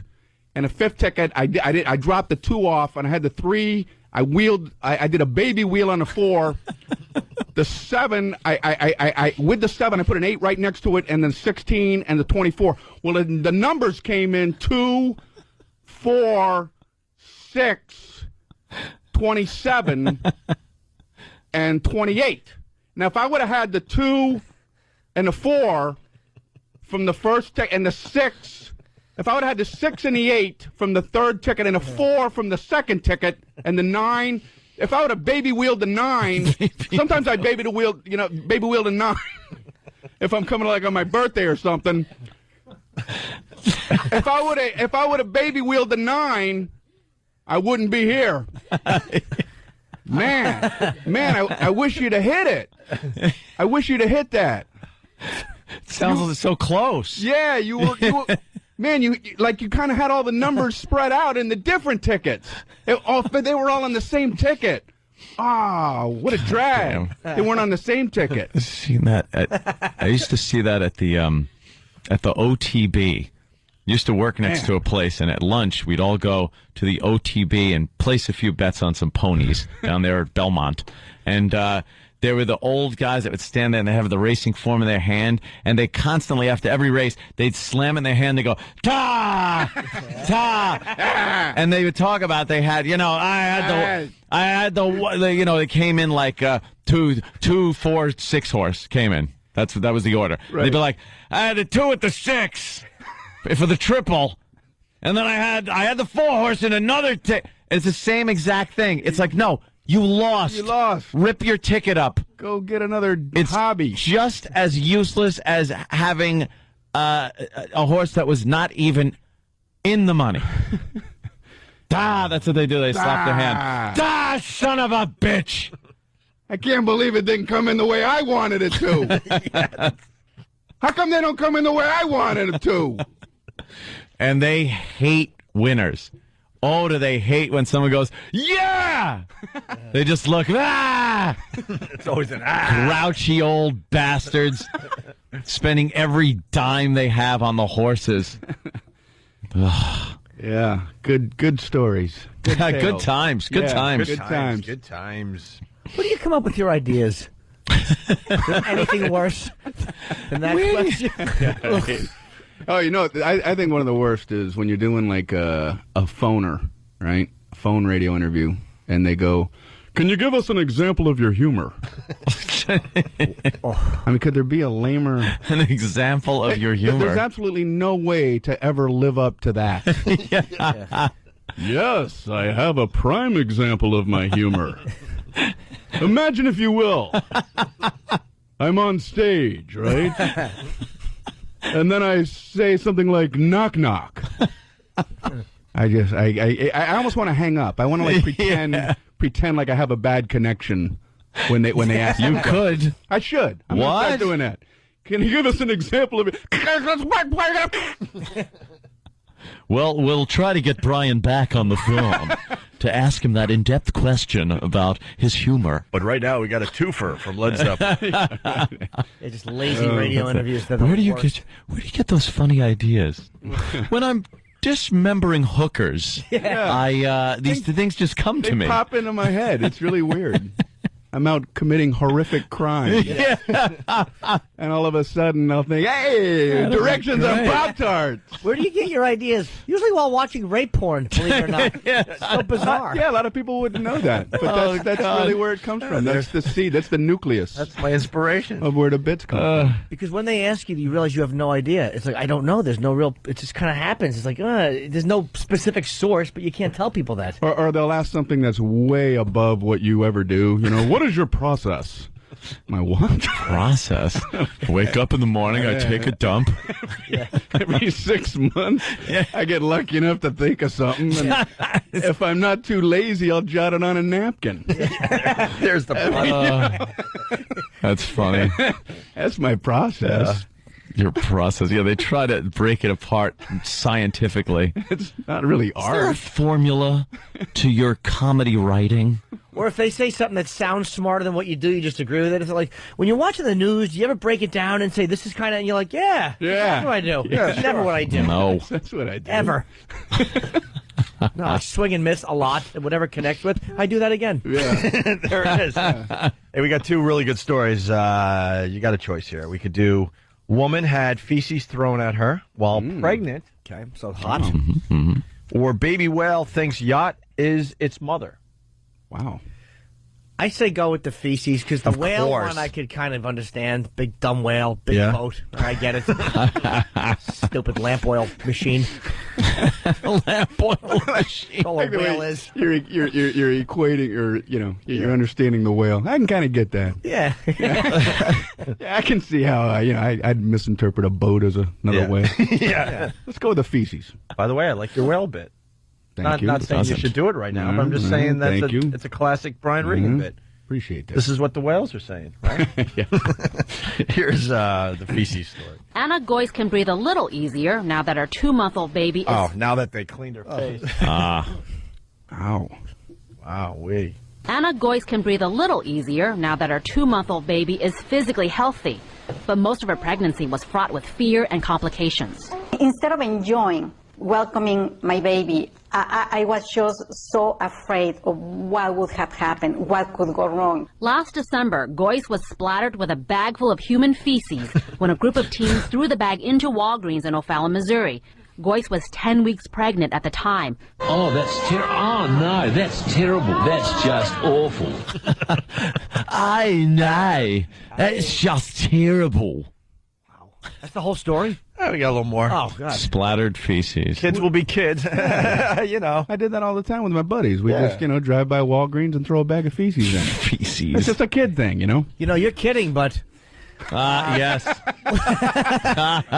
Oh, boy. We never threw a bag of that.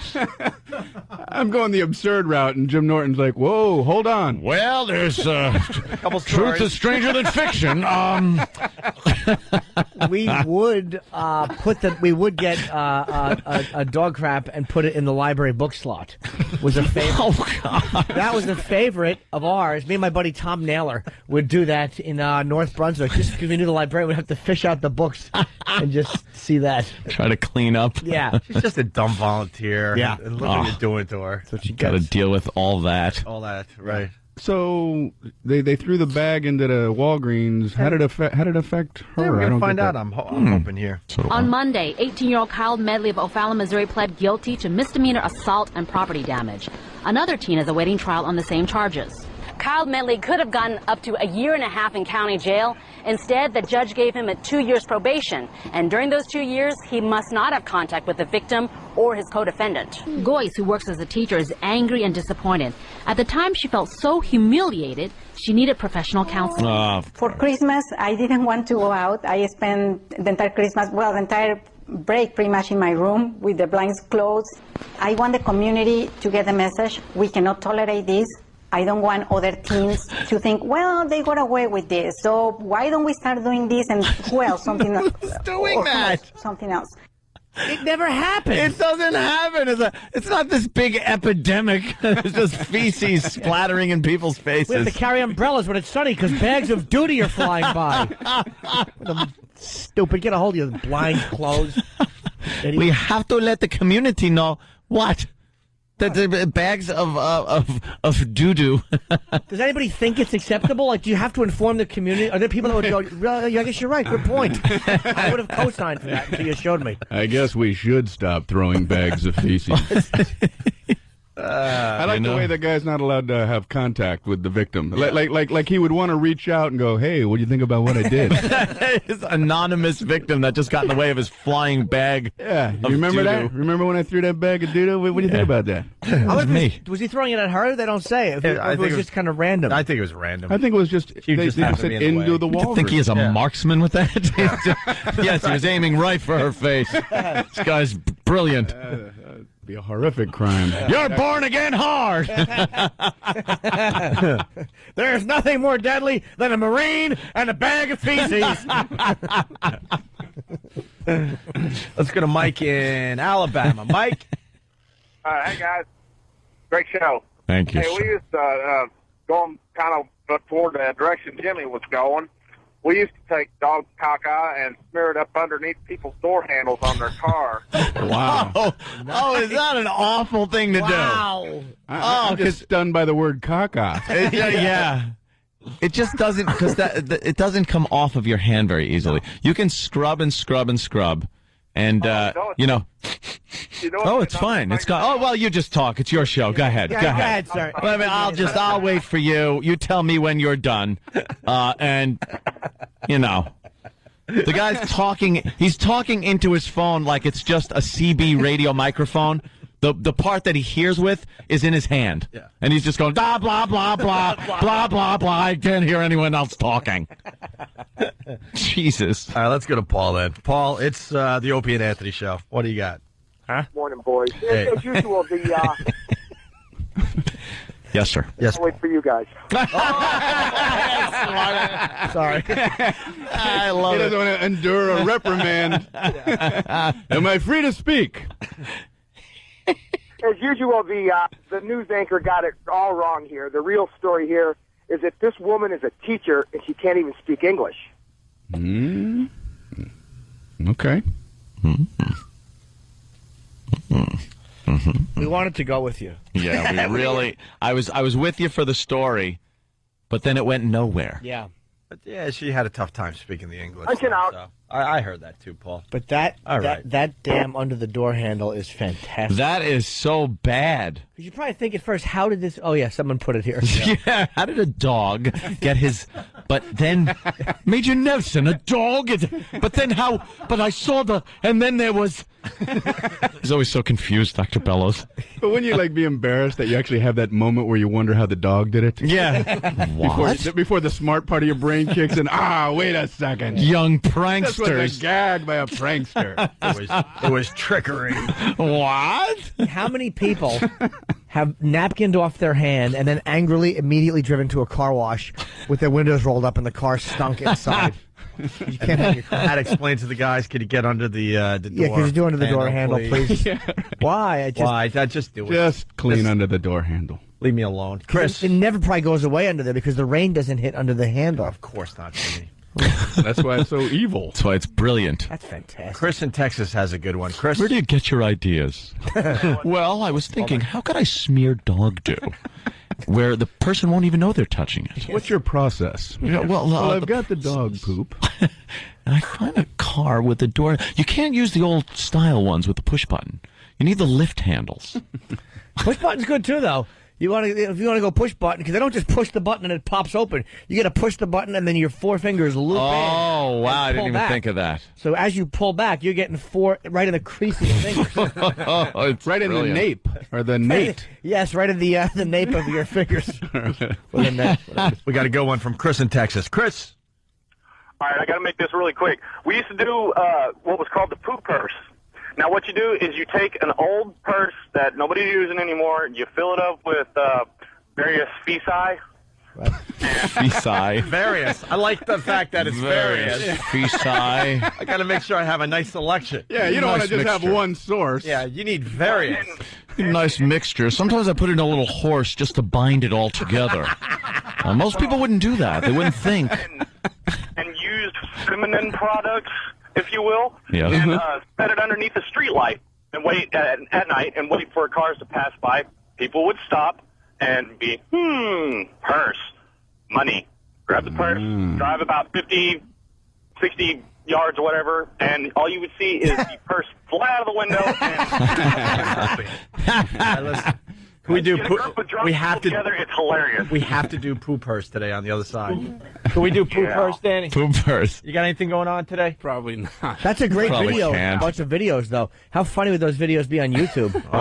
That kind of sort of happened to me when I was a kid in a roundabout way. I was just hanging out with some of my friends and a group of older kids that we knew from the neighborhood, but they were older than us by like 5 years. They jumped out of a car hysterically laughing. One of the kids, he just hands me a bag. He goes, "Dude, hold this for 2 seconds. I'll be right back." They get back in the car, speed away. So now I'm just sitting there holding a bag, of which I don't know what it is because like they had it in like 2 bags, so you couldn't see through.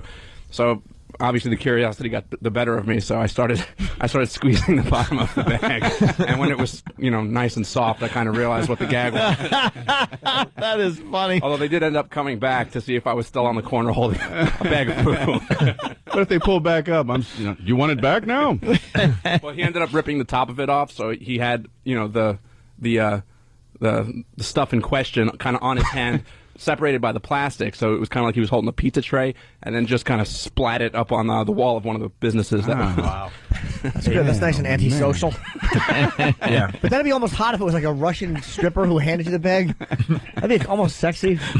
Pretty blonde jumps out with a great body. Hold this. Wow. Sure. Please to behold this for me. That's a Russian stripper. Have we ever played that phone call? We got to keep it very vague. Of that girl. That's pretty vague. Oh, well, I'm doing that thing. I'm doing some right. stuff. She was in the truck. Oh. Have we ever played it over here? I don't think so. I think we have, as long as we don't explain what's going on. Really? You can't explain what's going on? I don't know. Yeah, probably not. Well, don't explain it now. No, I wouldn't do that. My God. This is the only chance we have is to go vague on it. It's one of the best phone calls we've ever gotten, Brian. Yeah. Cool. Yeah. Well, in its category. In that particular category, yeah, sure. Yeah. It's amazing how many stories there are about this. Oh, I know. They just, like, all of a sudden, I'm looking at the phone lines, they're packed with people that have stories of what they've done with dog refuse. Well, now we're talking to our audience. We were talking politics earlier. Crickets, nothing. Yeah. No phones ringing. Now look at the phones. Or like, what if you talk about our like, audience? You know, ways to give charitably. Oh, crickets, the phones. Then we start talking to the engineer, going, "Are the phones working? Are you sure? Give us your best charity story." Yeah, we're like, are the phones working? Because this election's very important, and they should be calling on this one. Nothing worse than when you think the phones are broke, so you pick your own phone up and dial the number and see it ring. You're like, yeah, we're really hitting them today with a subject they can relate to. Yeah, who do you think Obama's picking as vice president? Give us a call. We'll take your duty stories. Yeah. 3 weeks from now, people will be, you're still talking about bags of poop. Let's say hi to Jeff in Jersey. Jeff, I see what you want to say, so you got to kind of, try to be vague. We got a smart audience. They can figure stuff out. I bet he does this completely wrong. You're going for a dump? I'm going for let me bet. I bet he does this, so it's got to be dumped. I bet this gets dumped. I have faith in him. All right, $5 that it gets dumped. I don't have that much faith in him. All right, Jeff, please tell your story. I'll bet $1. All right, $1 bet. Thank you for the confidence. What we used to do is, nice and late at night, we would go out and drink a lot of Snapples, and then when we were done with the Snapples and the bottles are empty, we would go number 1 and number 2 in them, and then go to people's homes and launch them through a window onto the second floor. That way, when it went through the window, not only did it break the window and there'd be glass everywhere, they'd have to clean up number 1 and number 2 all over their house. Whether it got dumped or not, that's worth the $1. That is fantastic. That's an awful thing to do. That's like horrible. That's sociopathic. Terroristic. Just angry. Yeah. That's hilarious. Wow. It's another good thing to do. If you go to the supermarket and you get bologna, like in those little packets, if you go over to people with really nice, expensive cars in the middle of the night, like, say, midnight, and you stick them to the car in about 5 or 6 different places, by morning, it falls off, and the starch or whatever it is that's in the bologna takes off the paint with it. So you've got a nice polka dot Mercedes. That's great. What do you do to small animals and children who are lost? Yeah. I like the way he said it was another good thing to do. Yeah, I like the first one. Yeah. I think bad is the right terminology. You know what else is great? You take a Snapple bottle full of gasoline and a rag. You light it and throw it through someone's window. Usually someone of an ethnic background that isn't part of our neighborhood. What? Yeah. You take a wheelchair, you look for a dock.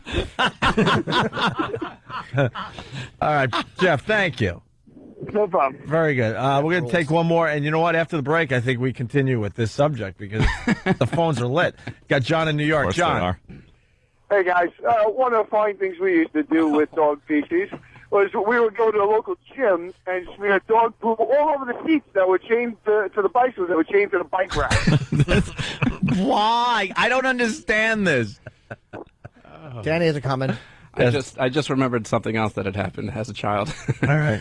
Me and my friends were hanging out on a golf course with some beers, so of course the only logical thing to do on a golf course was to have someone do their business into one of the holes. So the cups. So the next morning when somebody would, putt in, they'd go to reach in. Oh, God. Hey, I got a hole in one. Yeah. Oh, it takes away from the joy of that moment really quickly. Did you see that shot? Oh, son of a... Best shot of my life. You want to keep the ball and put it up on your mantle? You got to throw it away. Throw it in the woods. All right, we got to take a break. Brian Regan, BrianRegan.com. That's the easiest way. You got a Letterman thing happening, but the Comedy Central, we should get out there. August 29th is Letterman, and then September 6th, Saturday at 10 o'clock is the Comedy Central special. And then the DVD comes out September 9th. Brian Regan, everyone. Thank you, guys. It's Opie and Anthony. I was going to ignore it, but we should bring it up on the show. Brian Regan just left here in a fit of rage. Something pissed him off. What? He said, I'm out of here. He threw his coffee. And that's that.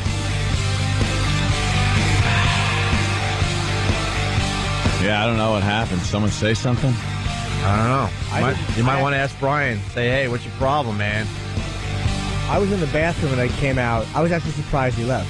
Yeah. And he's with his wife and his agent. Yeah. And I just see the back of their heads. They're walking down the hall with the K-Rock, and they just opened the door quickly. I did hear him scream, I'll give you poo. I'll give you poo. Why? Wait, is Steve around? Probably. Jimmy, why do you do this because to me? What did I do to you? Just tell me. Just tell me what did I do to you, and I'll apologize and we'll move on. No, because I hate him on the I air. bet Steve is around somewhere. By the way, we can't do that to Brian, obviously. Yeah, of course. He had other things to do. BrianRegan.com for everything he's up to. Here comes Radio Kryptonite. Yes. Steve, quickly, why did Brian leave? What happened? He had to tape a TV show. What a tool. Thanks, Jim. Wow.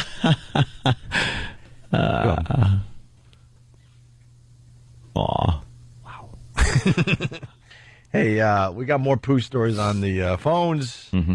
We also we're going to try to mop up here because we got lots to do. We mop up.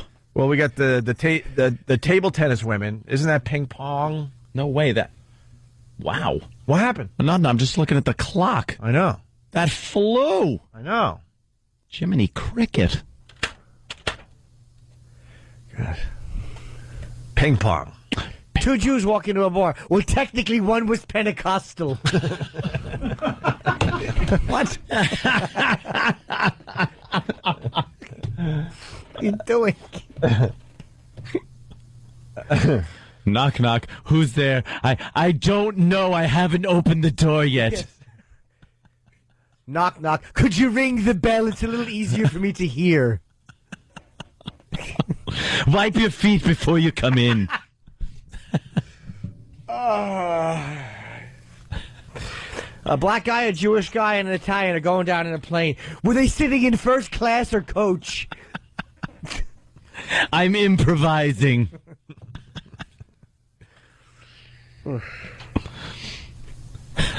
Steve from Bayshore. Why'd the chicken cross the road? I'm not sure. Perhaps he had something to do.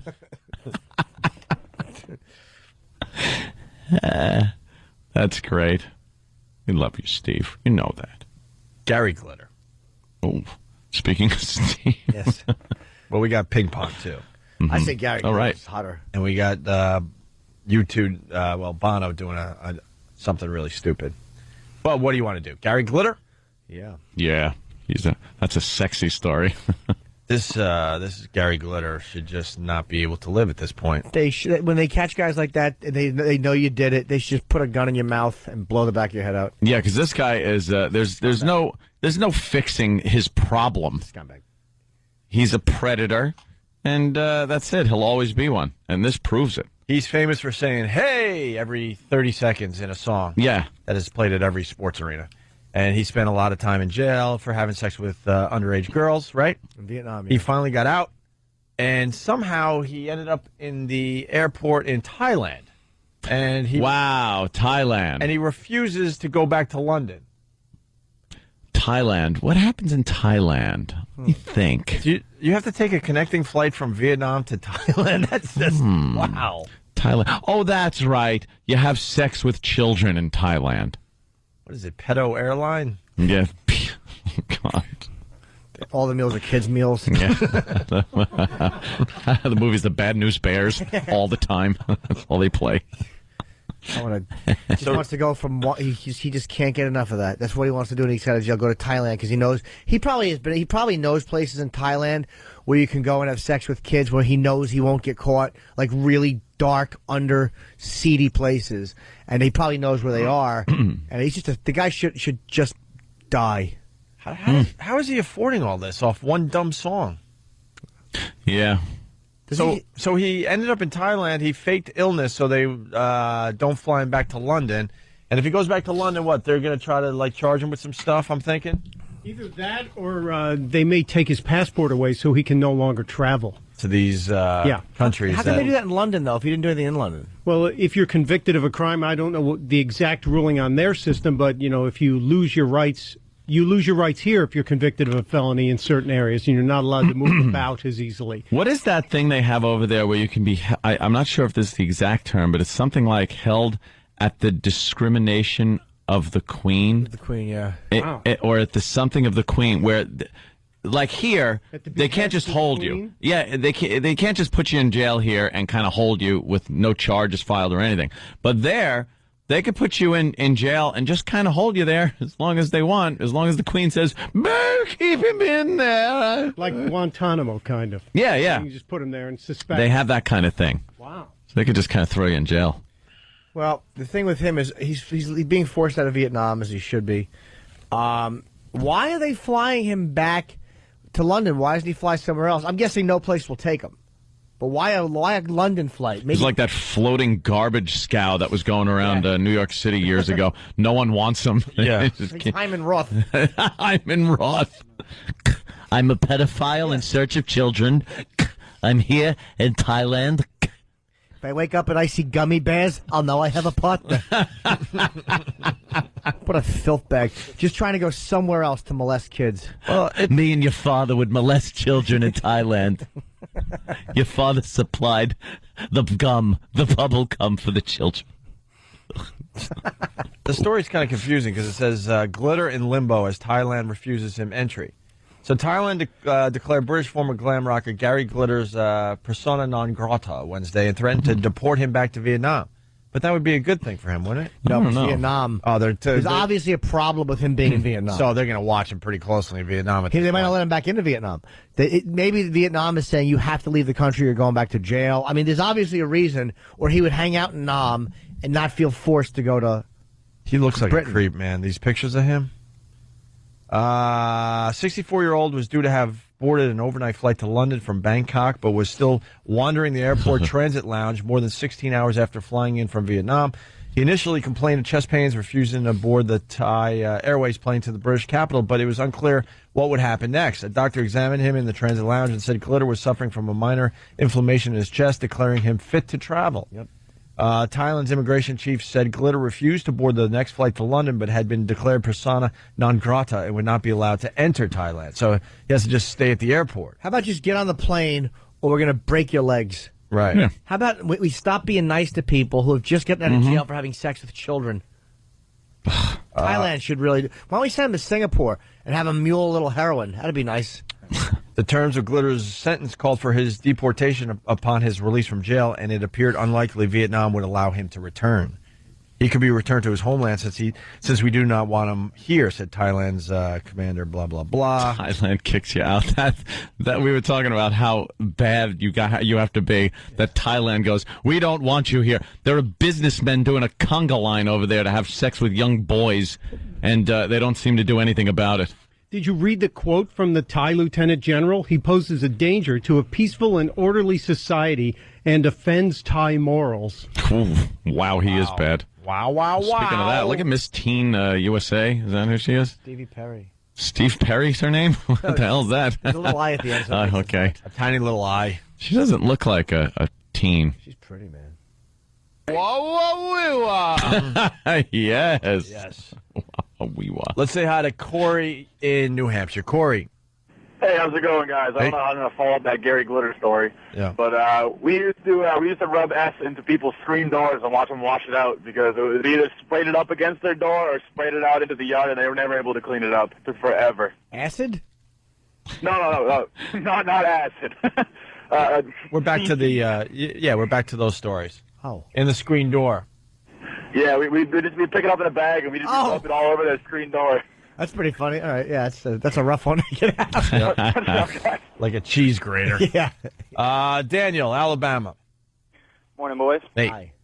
All right, I got a good story for you. When I was in junior high and in band, we had a little kid in band that I really just disliked.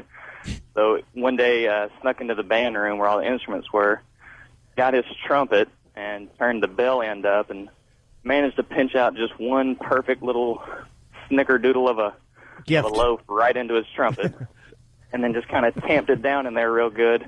And so the next day during band practice, you know, we all sat in like a semicircle. It's about 70 students, and the band director's going around instrument to instrument and warming them up, and everybody's playing their little notes so he can, you know, get everybody in tune.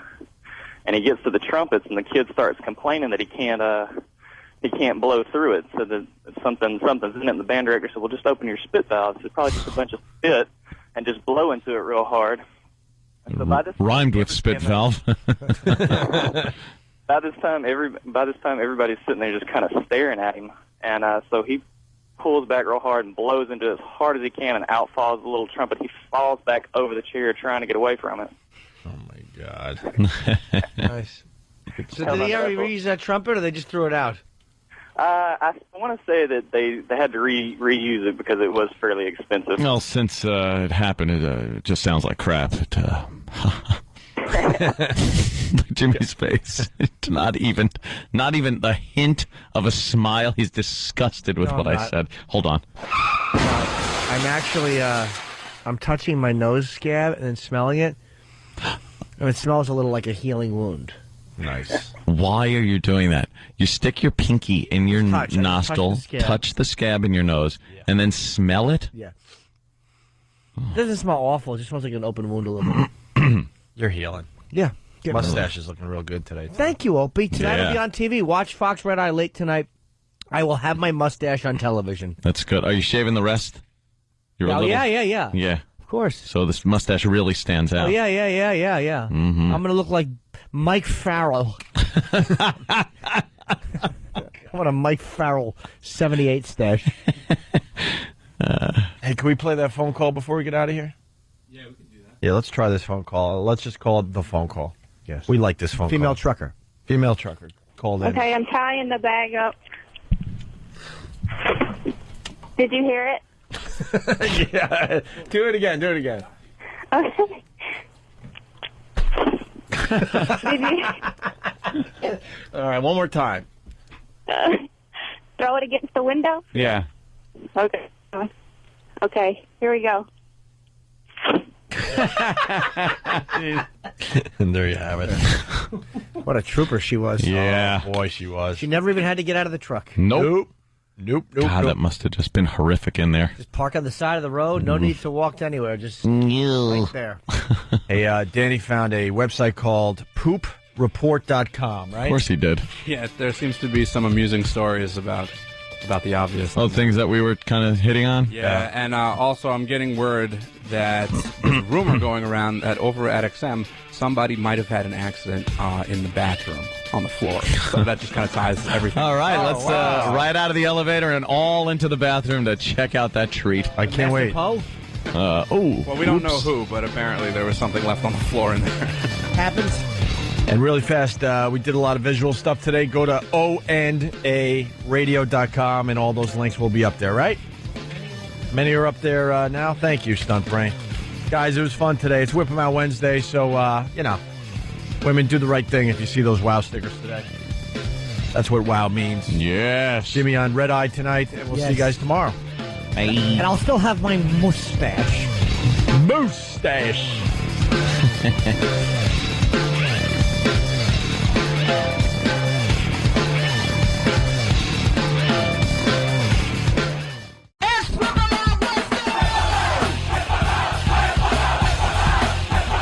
Wednesday.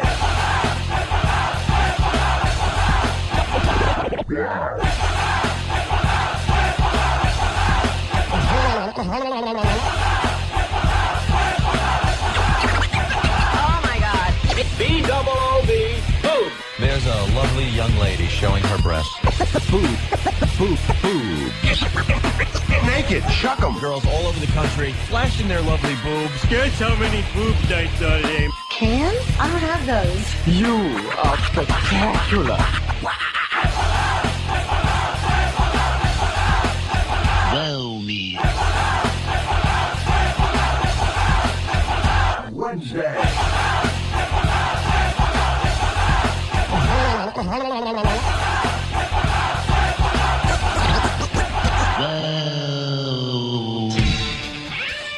Here we are at XM's satellite radio, Sirius XM radio, right? Yeah, that's what they call it now, Sirius XM satellite radio. Radio, because Sirius took over XM. I thought it was a merger. Well, that's what they'd like to tell people, just so people feel good about themselves. But yeah, it was a hostile takeover. Hostile. the way Europeans merged with the Native Americans that were living here. Yeah, it was pretty hostile. It was a merger. Sure, it was. Yeah. How many people are from XM are working for the new company? Not many. They throw a couple bones in there, just a few, just a little bit. Yeah. You know what I hope? And I know Mel listens to our show every day. He's a big fan. Obviously, it says Sirius XM Radio. Mm-hmm.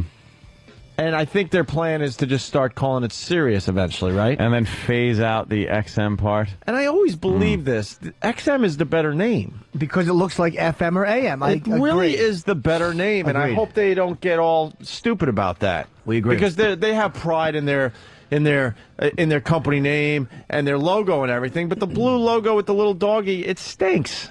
Yeah, it really does. Kind of silly. XM came up with a great logo, and it just says it all. AM, FM, XM. Yeah, simple. But I have no doubt in my mind the XM is going to go away eventually, and this is all going to be called Sirius.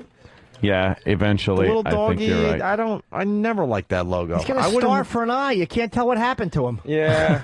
You got punched. I wouldn't wear that logo. No. I wore the XM stuff because it kind of looked cool, you know? Yeah, got a good logo. Mm-hmm. Rob Halford wears the XM hat a lot. Does he really? I saw Priest when they were so good at Eddie Trunk's birthday party. It was like 500 people. They did it for Eddie. 25 years of radio he's been doing in New York. And they were so fucking good live. Nice. Damn Judas Priest. Yeah. But Halford was just wearing, they were like kind of wearing like their hangout clothes because it was 500 people. And he had his little XM hat on. How many balls have been on the underside of the brim probably of that a lot. hat? I'm going to guess more than 2. Although not as many as you think, though, because I imagine Halford will top you. You think Halford is a top? Please. Tough guy? He's the type that will fuck you with his boots on and his hand just kind of holding the small of your back so you can't squirm away as he puts that as that fucking piece of British steel rips your asshole to shreds. And he turns your electric eye into a bleeding brown one. He rocks your ass, right? Yeah, I'm sure he does. Yeah. He just rocks it. Huh? I bet you he fucks angry. Like, you probably try to talk to him and he probably just goes, quiet. Shut up. They were so fucking good live. Yeah? Judas Priest. I don't think I've ever seen Judas Priest I live. hadn't, dude. And I went and saw them again at when I saw Motorhead and Heaven and Hell and them, and they were just fucking tremendous. His full show, when they were all dressed, and it's like the beard is creepy, but it actually kind of works with the long leather trenches and stuff that he's wearing. The stage show is great. What do you mean? Yeah. He's got a beard? Yeah, the little goatee. Yeah, he's got a goatee thing. Yeah, He's sure. had that for a while now. Hey, A jizz catcher. Speaking of music, I want to maybe turn people onto something that maybe they don't know about today. I like to do this from time to time. I have a bad wing, and I'm getting physical therapy and doing a lot of working out. And I ran into the Knicks ex-trainer. Mm-hmm. He was around when Patrick Ewing was playing for the Knicks. A great guy named Siad. Is that how you say that name? Ooh. Or is Saeed. It Saeed? Saeed. Saeed, maybe? Well, if you watched Lost. Saeed, okay. You know Saeed. I don't watch Lost, I'm sorry. So Enough with good. your dumb scab, please. I can't help it. It just feels good to touch it. No, I'm just trying to push it up a little bit and see where it's at because I have stitches in here. Dude, I would pull it right out. No I problem. can't do that. You can't do that. I would do it. You get stitches, you bleed, and it will get infected. Right. But you got to pull it out. Stitches. No. Yes, you have Snitches to. get stitches. I've heard that, so I was never a tattletale. Brooklyn Ace, how many days are up in your contracts? Well, Brooklyn Ace, I think it's 42 and counting, but we got a big meeting going down today. Big meeting. Yeah, we got to chat. We gotta have a little chit chat. Alert the media. Big meeting. Big meeting. Excuse me. We're going over to Sirius XM Radio's headquarters after the show today. How out of touch is Alan Sniffen, by the way? I think they should have hired Francesa. Do you? Yeah, you know, my 2 cents, in my humble opinion. Alan. And he's talking about, like, being New York-centric. And then someone called him out and said, well, Francesa has a much thicker New York accent and sounds much more local, and he roots for all New York teams. Yeah. Whereas Mad Dog has kind of like it's not as heavy a New York accent. He's a Giants fan. And he's like, well, I'm talking about attitude, too. He just never admits that he's wrong on a point. No. Follow the money. We got it. We heard you. Follow the money. I heard you the 78th time you said that. I've said it before. I can't get enough of him, though. I like Alan, but he's a fucking boob. Yeah, he just doesn't really know. But no, he doesn't. He's a fucking buffoon. All his followers think he really knows stuff, and he doesn't. He's clickety-clacking on his keyboard, posting all these... Somebody's Novocaine is numbing. Yeah, it's like, how do you know this? You've done none of it. Yeah, right. What do you just fucking repeat what you heard? I saw pictures of him from he used to do it back in the day. 30 years ago. Back in the day. He must have been terrific at it. With big dials and knobs. Looked like he's working a Tesla coil. Yeah.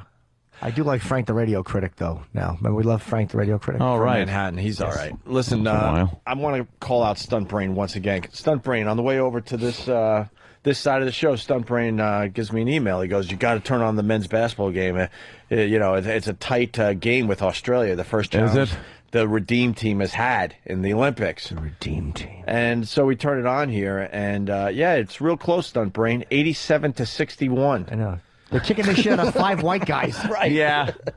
Yeah, this is a close one, Stunt Brain. Real close. The Australians are all fucking white. They can't block or dribble or shoot. Look at this. They can't jump, nothing. Yeah. They're all hopping with little marsupials in their pouches. This looks like this looks like a Harlem Globetrotters game. Yeah, it really does.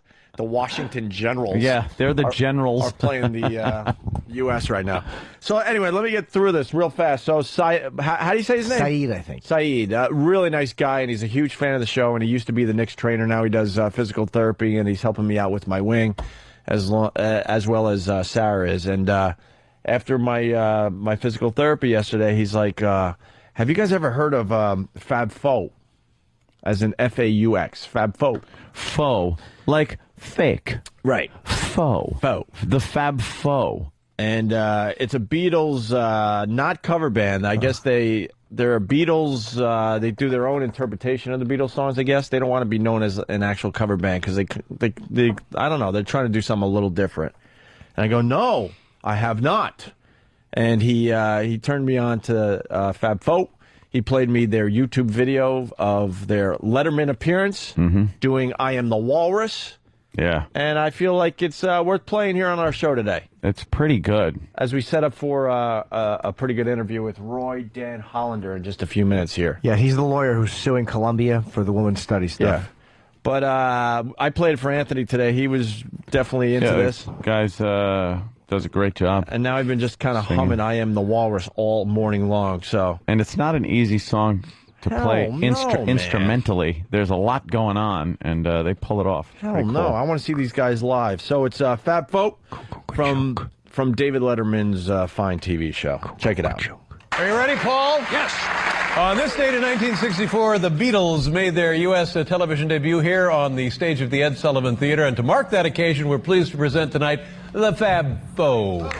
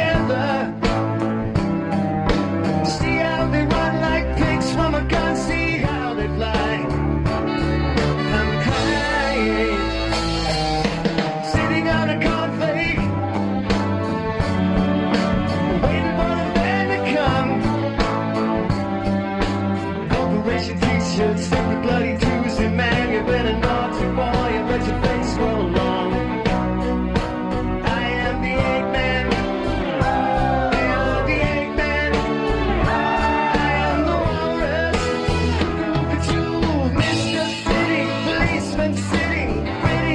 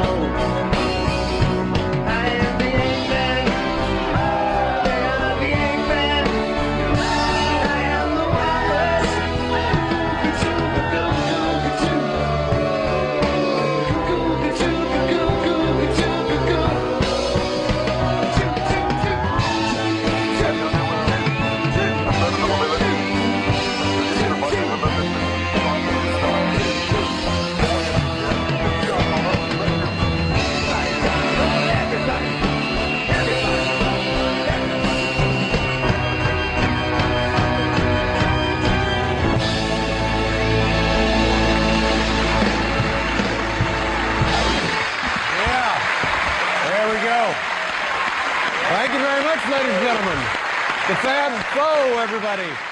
So there you go. Not bad, huh? They were really entertaining. I would definitely want to see them live. And I'm reminded that the bass player used to be, one of Letterman's band guys. Oh, okay. No, he's actually that's Jimmy Vivino from the Max Weinberg 7 on Conan. Well, no, I know. There's one from Conan. And there's also one from Letterman. Yeah, too? Yeah. My bad. They're all in cahoots, those guys? I think the bass player used to play with Paul and stuff. Who's playing drums? Is it Doc Severinsen? Doc Severinsen. Is he playing the horns? Doc Severinsen's going choke. That's not an easy song to pull off right there. They did a great version of that. Yeah, so... vocally, the guy did a great job, and then instrumentally, it's... All right, we get it. It was impossible.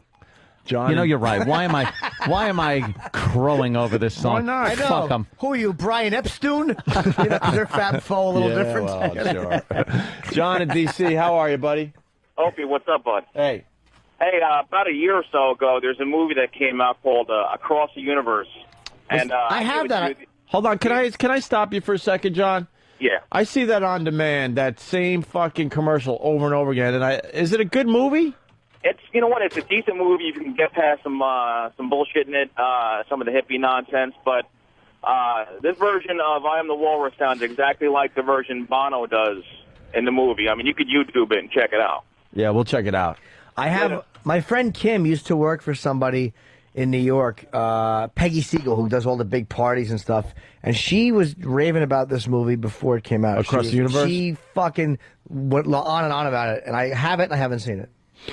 Long way to go, just to reiterate that I haven't seen it. Who gives a shit? Did you see that? It's amazing. No one could give a shit less than they do about that story. Yeah. Jeff in Jersey. What's up, Jeff? Excuse my interruption. The game is... All right, forget it. I didn't mean to say excuse my interruption. You go right ahead. Next month, Radio Nothing City stops this guy. Apparently he's got that plow fucking... through. Yeah, plow right through. at Radio City, and they... Oh, What's Jesus. that? We didn't hear you, dude. Could you just stop just talking to nobody right now? Their gig is... It's amazing. Oh, Jesus. Welcome to Man Who Never Had a Conversation on the Phone.com. It's a new website. They're a great band. Very good. Yes, I heard they're very good. When are they going to be at Radio City? We didn't hear you. September 20th. Jesus Oh, okay. Christ. Thanks a lot. Keep talking. Didn't mean to pardon my Oh, interruption, God, but you go shut right up. ahead. Usually when you say excuse my interruption, somebody pauses and allows you to interrupt and then they go back. But not fucking Sir Chats a lot. No serve through. He barrels right through. He must be a fun guy to be in a relationship with. You know, I have needs that are being, and the game is going to be over at 7 o'clock, and then I want to go out and grab food. You know, my mother's got cancer. But I want to get home. I get up early for work. And Jesus Christ. That guy sure was a chatty fucking Kathy doll. Hope he's dead right now. I hope something happened and he died. I hope he was talking and didn't hear the truck horn. Jimmy, maybe he was just a little nervous. How nervous is he? What happened? You get nervous? His fucking ears shut off? What happened? His cochlea doesn't work? Is that how you say it? Oh, the cochlea? Cochlea, yeah, sure. Not to be confused with your coccyx. Oh, coccyx is the tailbone that some of us have lost due to evolution. And cochlea is the ear thing, or cochlea? He say some. Cochlea. Is that what it is? Not to say some. Yes, he did. The brilliance of Jimmy. Oh, thank you. Hey, Will, fucking Jimmy. Thank you, Mike, from FMQB.com. Yes, it's Will Lee from Letterman's band there. Okay. Or Paul's band, whatever, that plays on Letterman, and now he's doing the Beatles thing. And, Apparently Mike has a little Google function, too. Oh, how bad was Stunt Brain without his laptop? He was like fucking... He was almost as smart as E-Rock. Wow. He made fucking E-Rock look like fucking... Put smart guy in here. Yeah. We got Roy, Den, Hollander. Oh, good. I want to talk to this guy. Yeah, Jimmy turned us on to what Roy's all about. Roy, welcome to the Opie and Anthony show, my friend. Thanks for having a serial anti-feminist on your show. I appreciate it. Well, Is that what they're calling you? You were in the Post or the Daily News yesterday about suing Columbia University for the women's studies programs. Right. Now, let me ask you too, because I thought this was interesting. You've sued nightclubs for ladies' night because of they're saying they're charging men more, and you're also you're suing for the Violence Against Women Act. You're calling it unconstitutional for allowing alien females to acquire citizenship by falsely accusing their American husbands of mistreatment. So, what is exactly driving you with this? I'm sorry, say that last. What is exactly driving you with this? What's driving me is justice. I'm tired of having my rights violated. I'm tired of seeing this society, which for the last 40 years has been bending over backwards or perhaps forward to give girls preferential treatment at the expense of the rights of men. Have you gotten anywhere legally with it? Like especially with the one thing. My first instinct was I like the fact that the ladies' nights, because basically men allow that just to get the broads in to get them drunk and fuck them. So it's almost to our advantage to have a ladies' night. But it always kind of annoyed me that they have it. Have you gotten anywhere with that? No, all the cases are pending. What happens when you bring a case of this nature is the first inning is the opposition, the defendants make motions to dismiss.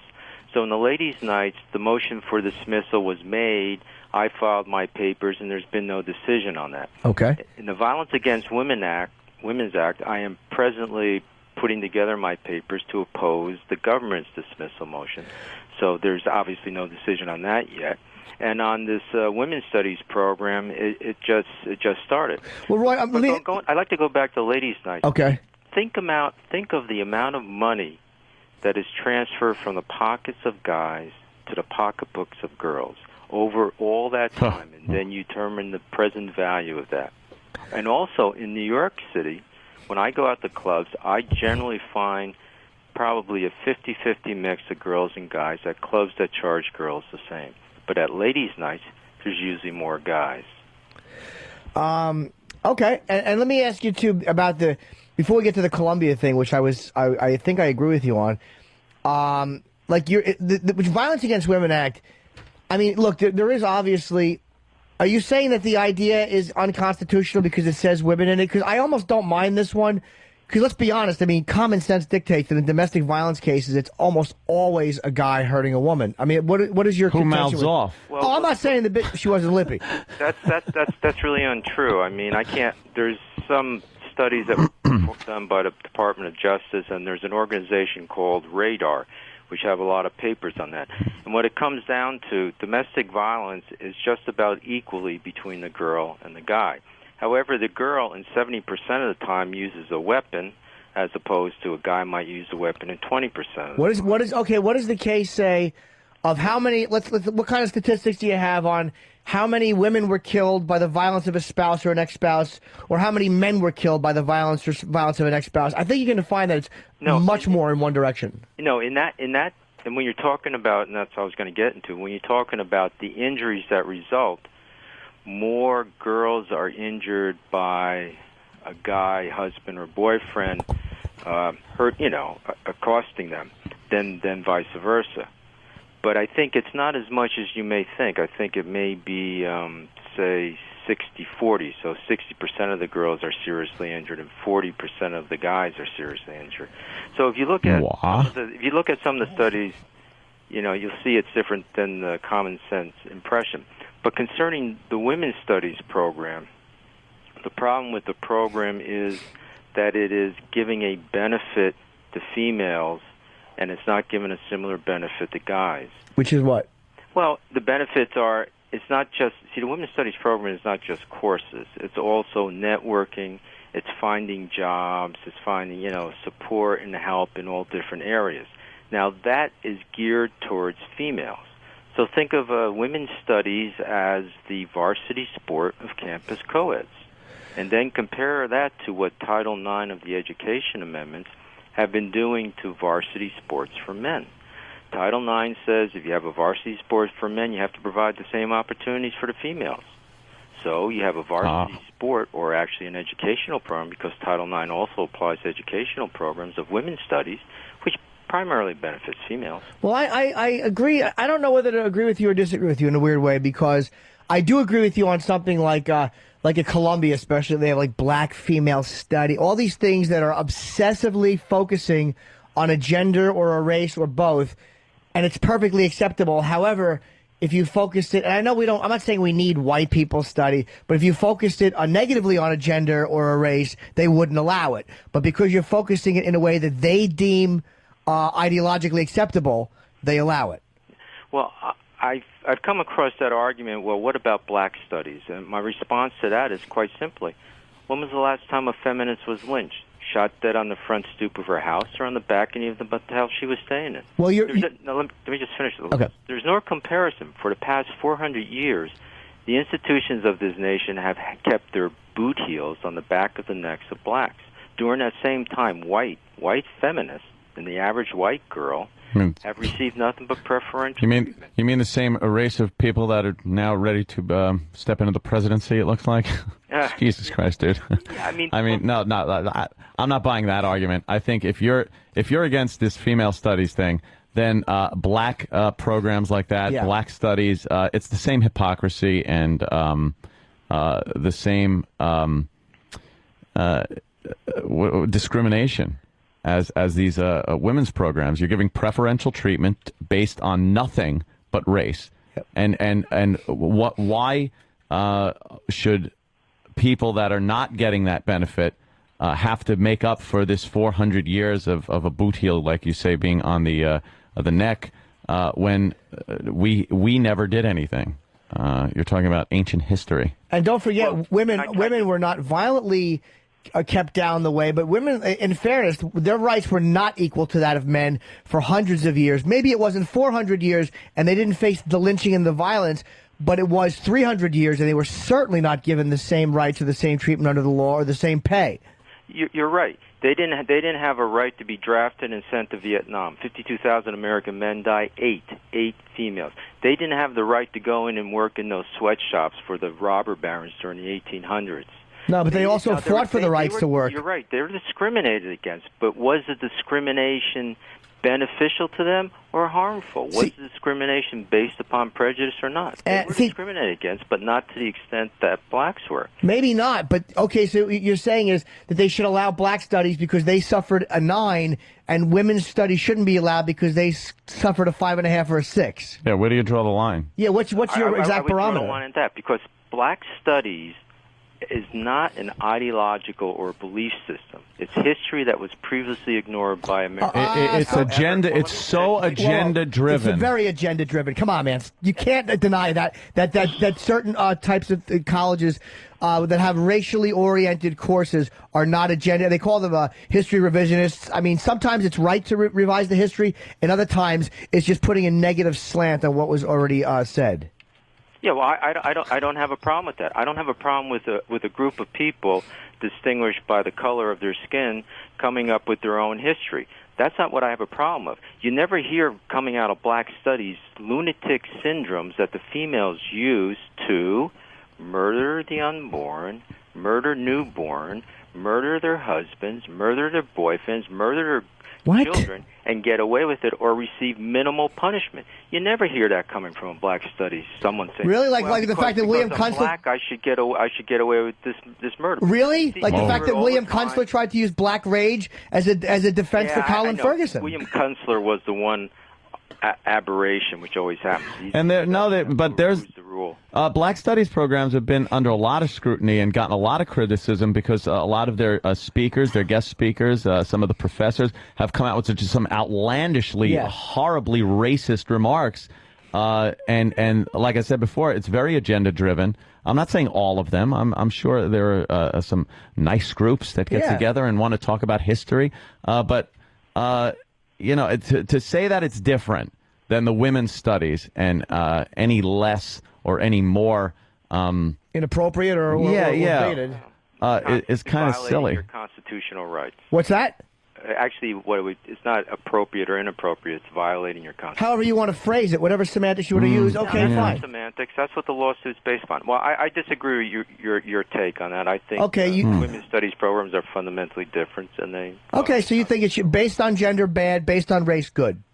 No. Well, first of all, I don't use the term race because there is no such thing as race. Yeah, of course there is. You're really talking about is a differentiation in color of skins. There hasn't been another. No, you don't think semantics. You don't semantics. Think, you obviously wait a minute. You don't think there are cultural differences between different people of different like I'll use the word races that are based on things other than just skin color? Like you don't think that yes, sir. Go ahead.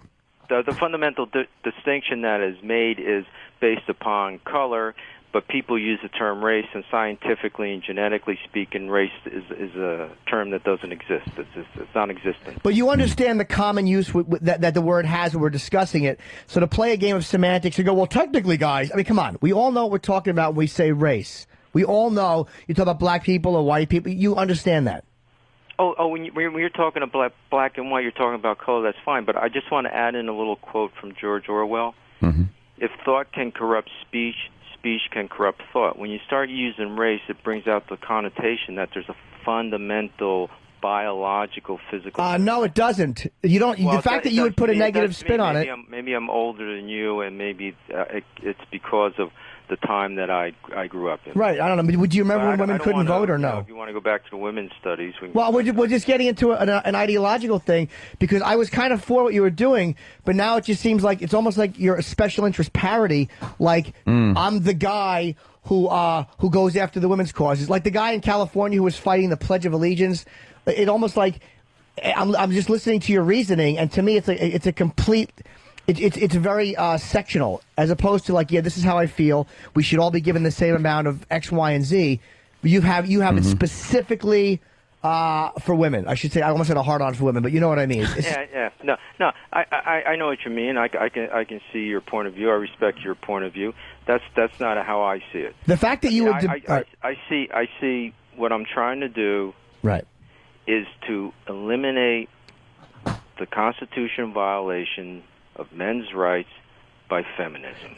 The fact that you think that domestic violence is fairly close in the people who are doing the beating and being beaten. I don't say that the Department of Justice. I don't buy that. I don't buy it. Go to the Department of Justice Studies website. Yeah, I'd like to look at that. The one thing I would believe is that the domestic violence is obviously more against women than men, but I think women will use it, especially in court, and say that they were violated. I only mean legitimate assaulted cases when they actually weren't, in order to get the guy in trouble. Sure. Now that I've seen happen, but as far as a 40-60 split of violence against men and women, I don't buy it. You know, I don't know. I'll look that up. I know where the website is for the Department of Justice and the stats and stuff.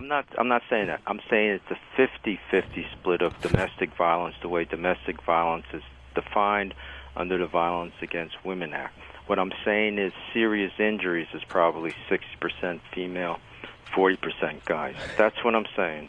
And look it up. If I'm wrong, go on the internet. We'll take a look. I'm a jerk and a liar, and I'm. No, I don't think you're a jerk and a liar. I just think that the fact that what bothers me is that there's such an inconsistency in your view of what is okay to stress. Like, and I agree with you on feminism in one point. I think in the old days, feminists used to be about wrecking roles. Like, hey, blue doesn't have to be for boys, pink doesn't have to be for girls. Girls can do this, boys can do this. I think it was a lot about removing roles and these bullshit little things we get, kind of corners we get painted into. And then it turned into men are bad.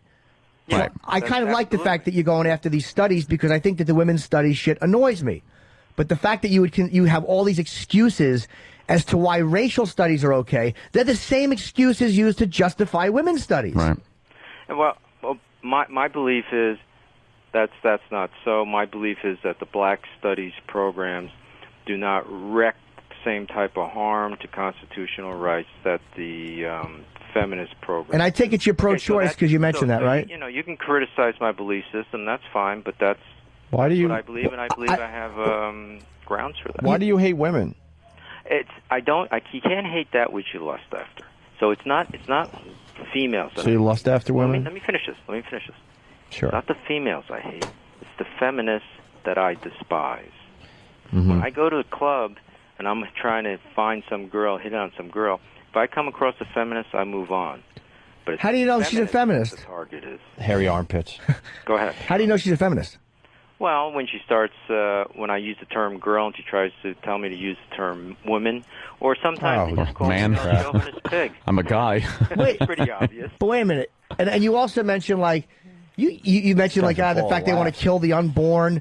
Like, so you got basically a pro-life stance, and you're annoyed at all these You got a weird thing with women. This is not just about the Constitution, and I think you're being dishonest with yourself and everybody else if you don't just say exactly what it is. Like the fact that you would walk. Wait. Did you read the VAWA case?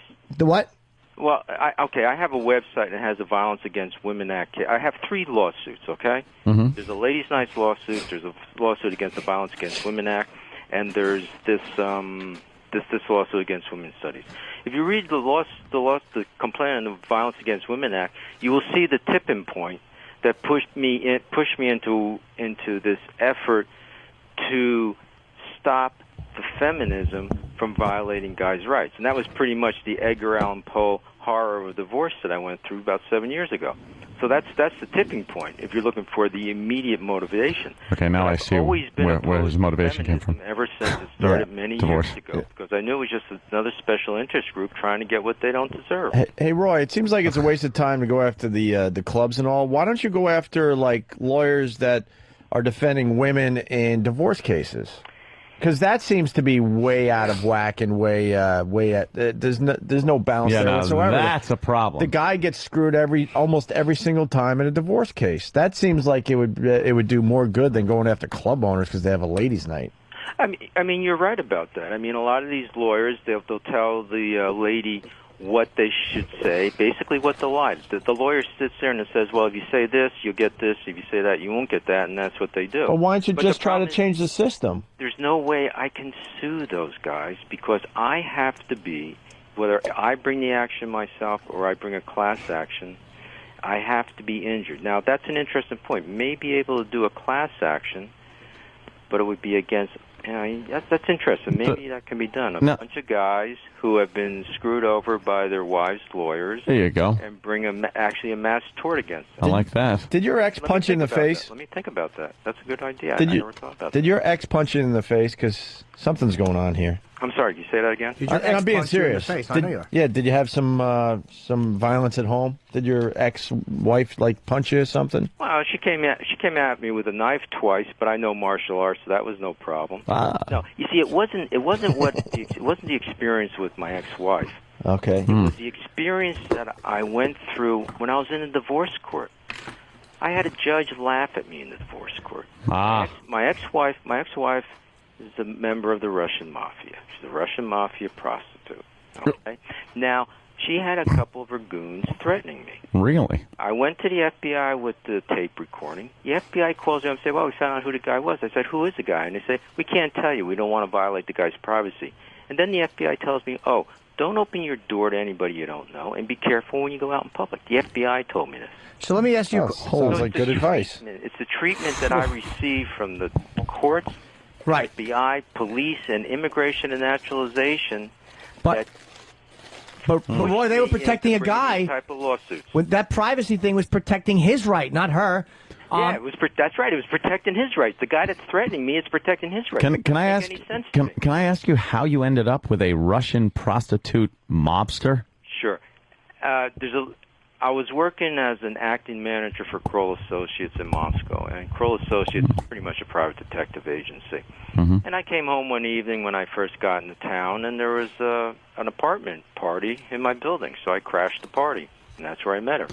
Oh, jeez. But the problem is, it turned out it wasn't just an apartment party.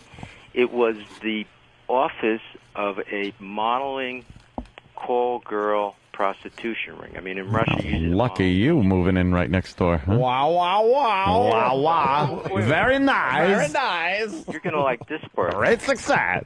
When she was a teenager, yeah, she was a mistress to a Chechen warlord. Really? Now, how did I find all this out? Because Kroll Associates uses guys in the KGB, well, actually, it's now the FSB and military intelligence to find out information. So after things started going nuts, I asked some guys I knew in Russian military intelligence to check her out, and that's what I find out. Wow. So, Roy, is the Violence Against Women Act the unconstitutional thing you're going, is it simply because it allows alien women to acquire citizenship by falsely accusing their husbands or ex-husbands of mistreatment? Is that the part of it you're going after? That's the part of it, but that's not exactly correct. The problem is that when the girl accuses her husband of mistreating her, right away the government makes everything secret from the husband. Okay. If the husband provides any evidence, the government will discard the evidence. It doesn't matter where the evidence comes from, say, the next president of the United States. If it goes through the hands of the husband, the government will discard it. And the government relies mainly upon a sworn affidavit of an alien who wants to become a permanent resident so she can become a citizen. So what does the actual, if you, it's an unconstitutional Violence Against Women Act, what is the wording of it that you want changed? There are certain provisions which provide for what I just told you about. Everywhere it says woman, put in cunt.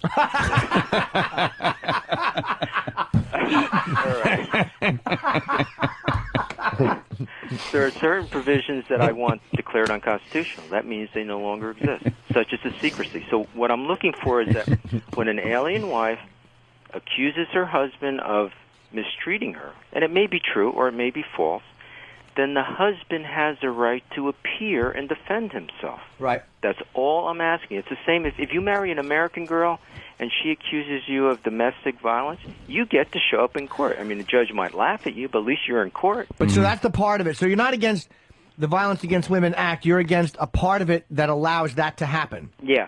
Okay, so it's important to ask because the knee-jerk reaction is to be, how could you be against Violence Against Women Act? But it's just that part which is perverted and misused to really fuck guys over and not allow them to hear the evidence. Right, and that's why the act was called Violence Against Women Act, so that people would get a knee-jerk reaction. All right, because that's got to be good. Yeah. I mean, it who was would be created against by that, right? feminists. You got to understand, the feminists admit this, that they created that act, and they got it passed. And after it was passed, some of them even laughed at the legislatures for passing it. And they admit that.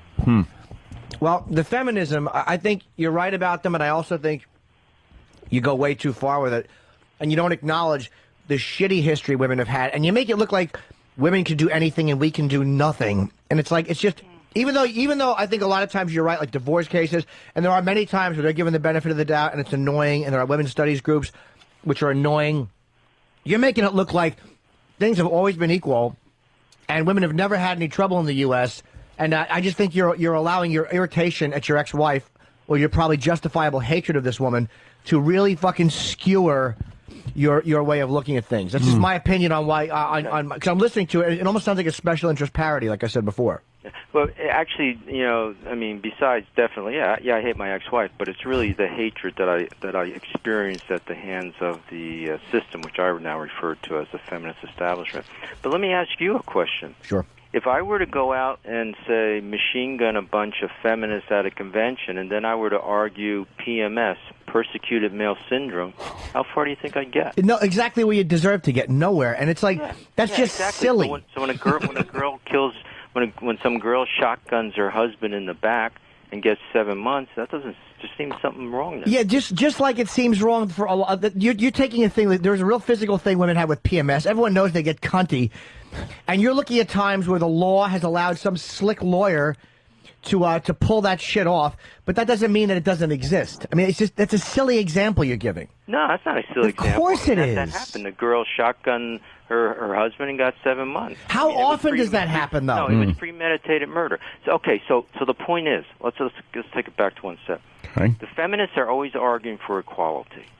Okay, so if girls and guys aren't equal, then the law should be changed to reflect the fact that they aren't equal. And so girls should...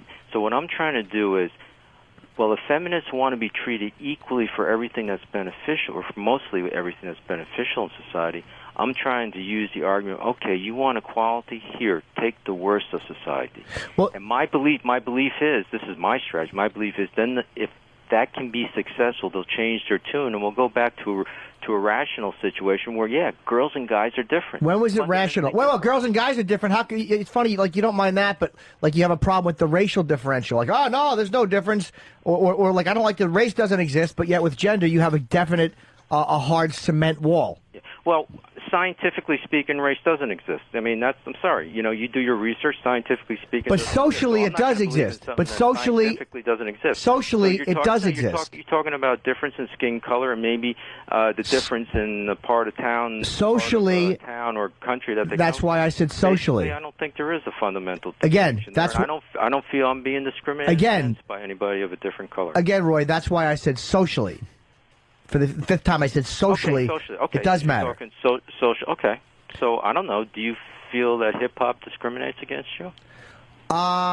No, but I do think that hip hop is allowed to get away with certain language and certain expressions that would get me as an artist in trouble. Wait a minute, listen to some of the language you just used on your show. You used that word, C-U-N-T? Cunt, yes, but we're all adults. Nobody's going to give you a hard I'm not talking about that. I'm not talking about uncensored talk, but I'm talking about like racial language. And come on, how do you not know that? I don't know. I mean, I take a hip hop class. I don't. Well, how old a guy are you? I hang out with a lot of guys. Wait, you take a hip hop class? What do you mean? I take a hip hop class. What is that? Right. Well, it's a class that teaches you how to dance hip hop. I can't. I just go because there's like 30 or 40 girls in it. How old a guy are you? Well, I'm not going to tell you how old. Why? I'll answer any question you ask, but I will You go to not. a hip hop class because there's 30 women there? Yeah. What, there's like 30 or 40 girls there. But they're dude, not women, they're girls. You're Like, going they're after all this, and they're in their 20s. You won't even say how old you are. That's the way a woman thinks. Well, you're a guy. Well, it's for the same reason. I mean, if I tell you guys how old I am and it gets out, then when I go hit on some pretty young girl at a nightclub, I can't exploit her infinite capacity to delude herself into thinking I'm younger. Give me a break. That's just I'm not silly. going to stab myself in the back that way. Why? You don't think that a lot of times women like an older, more successful guy? That's just phony. You're phony, dude. Yeah, but no, and I hate but you're I'm fucking phony. Is this guy for real? No, he's a phony. My middle age. You want to get Now, pussy. now, You're mad that you're not getting pussy. No reason to get nasty. I'm not getting nasty. No It's the reason truth. to engage in name You take a calling. hip hop class. You're No probably reason to 50 engage years in old. Name calling. Stop with the name calling. You're fucking phony. I'm calling you a name. Now, okay. This is my. I have to answer the phone, but this is my response to your accusation. Yes. Peru turns a blind eye to dueling. Exactly. And old white men should not take hip hop classes. That's my answer to you. Give me a call. Fucking we'll go down do the there and we'll hokey settle pokey this for on Pete's the- sake. Be who you are. Can you do that? Don't be mad that you're Can not you fucking do hip that? and I'm not relevant and mad. women are ignoring You're the you. one who's How desperate are you engaged for in pussy that you got to go to a do hip hop that? Dude, class? that's what I'm talking and about. look at Snatch. He'll fucking walk up to a girl and go, "Hi, girls," and then wonder why they want to be called women. Well, then start calling them women and learn how to get ass. Why should I censor my speech for a special interest group that doesn't have my interest at Okay, heart? then don't be Doesn't mad have when my they don't interest- fuck you. Doesn't have my interests at heart. Don't be mad I'm when not they- going to say what they want me to say. Oh, but you'll lie about your if age? you want- You'll if you wanna humiliate be an yourself by androgyny, lying you about go your ahead and age? Be an androgyny. You want to be a slave to some fat slob over the hill feminazi? You can't. Me? be. I don't try to Fix fuck a them. car or solve a quadratic, then you go. I ahead don't and do try it. to fuck And if you them, wanna kiddo. settle this You're the one who personal can't get argument, laid. which you've engaged in, then let's go down to Peru Sir, and have I a don't duel. try to fuck those women. Sir, So we how- all fuck women in their 20s, okay? Yes. Yeah. guys, I don't know how long you want to go on. I got a call from some other. Is it a feminazi? Tee No, it's some Irish. Roy, a lot of women calling and they say that you just hate women. I want to put He doesn't get laid, and that's his I problem. want to put Elizabeth on the line with Roy. Elizabeth from Westchester. Hey, how are you? Good. You guys just totally nailed it. This is all about him looking for ways to control women because he can't get them on his own. That's why he calls them girls and he gets mad about calling them women, and why he won't pick on the blacks because he's afraid of them. Yep, exactly. Overpower women. And go back to Carlos Mencia 2 years ago at your virus tour. Their whole rant about how women were. He might have stolen it. I don't know, but he did a whole rant about how women had less rights than black men. Shut up, you hole. Who did that? Nobody did that. That's not true. I can't go out and murder a baby that I have and get away with it. There you go. That's ridiculous. No wonder you're pro-choice. It's agenda. It's all fucking horseshit agenda. All the intimidation in society. You guys The are females absolutely or right. is All right, people thank you, with darker skin. It's females. They're the ones. I mean, you go to court, you might be able to get justice if the person you're up against has a different color skin, but you're not going to get justice if the person up against. And this is what tips me off, dude. You say something like, "Hold on." How much longer you guys want to go? Hold on, let me ask you. You say something like, "Why should I change the way I talk to appease a fat feminazi?" Well, in the bar, when you're hitting on a girl and you call her a girl and she gets mad at you, why are you trying to fuck fat feminazis? And hold on. I don't go after. Well, then, what was that stupid example for? I find out that she's a professional, I move on. If you talk to a girl and you find out she's a professional, you move on.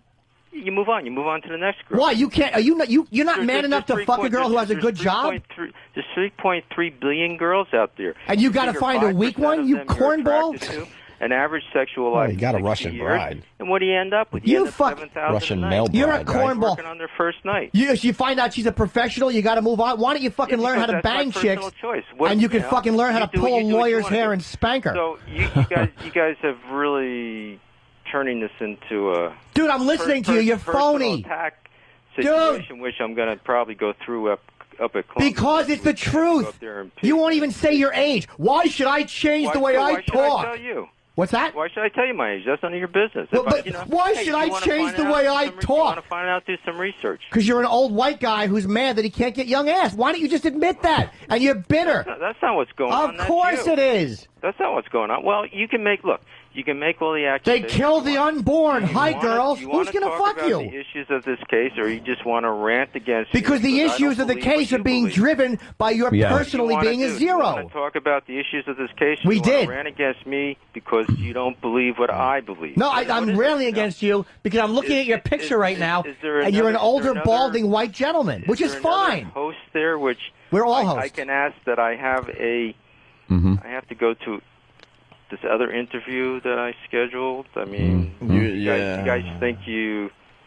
Well, no, what Jimmy was saying is very. You're fucking phony, dude. What Jimmy's saying is very valid. We were talking about your points here, and your lawsuits, but then we found out through talking with you a little longer that they are very personally driven. Yeah. And you have an agenda that is not based so much on justice, like you say, and more so it's just based on your personal vendetta, perhaps. Well, you got the personal as political, and I view it as justice, and then you might view it as vengeance. But look up justice and vengeance, and they pretty much have the How about hi, girls? I mean, that's fine. Your take on it. Hi, girls. How are you? Can I buy you a drink? Beat it, old man. Go to No, my you next can't. interview.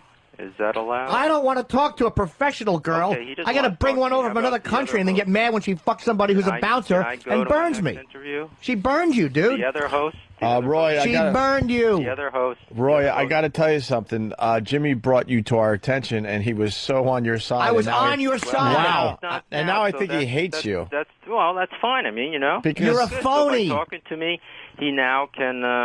I listen to your be horse against shit on it. the That's racial fine. issue. You're a phony. That's fine. You're a little. I take a hip hop class, but I won't tell you how old I am, like a fucking chick. Will you guys excuse me? Sure. Why you got to put your tampon in, you fucking woman? Okay, Hey, look, Roy. Jimmy, if Jimmy, you can call me back and we can go down to Peru, okay? If you got the guts, which I don't think you got. Go down where? Go down where? Peru. To have a little duel, Jimmy. Peru? But you obviously don't have the guts. Wait, Peru? Peru for what? What are you talking about? They allow dueling?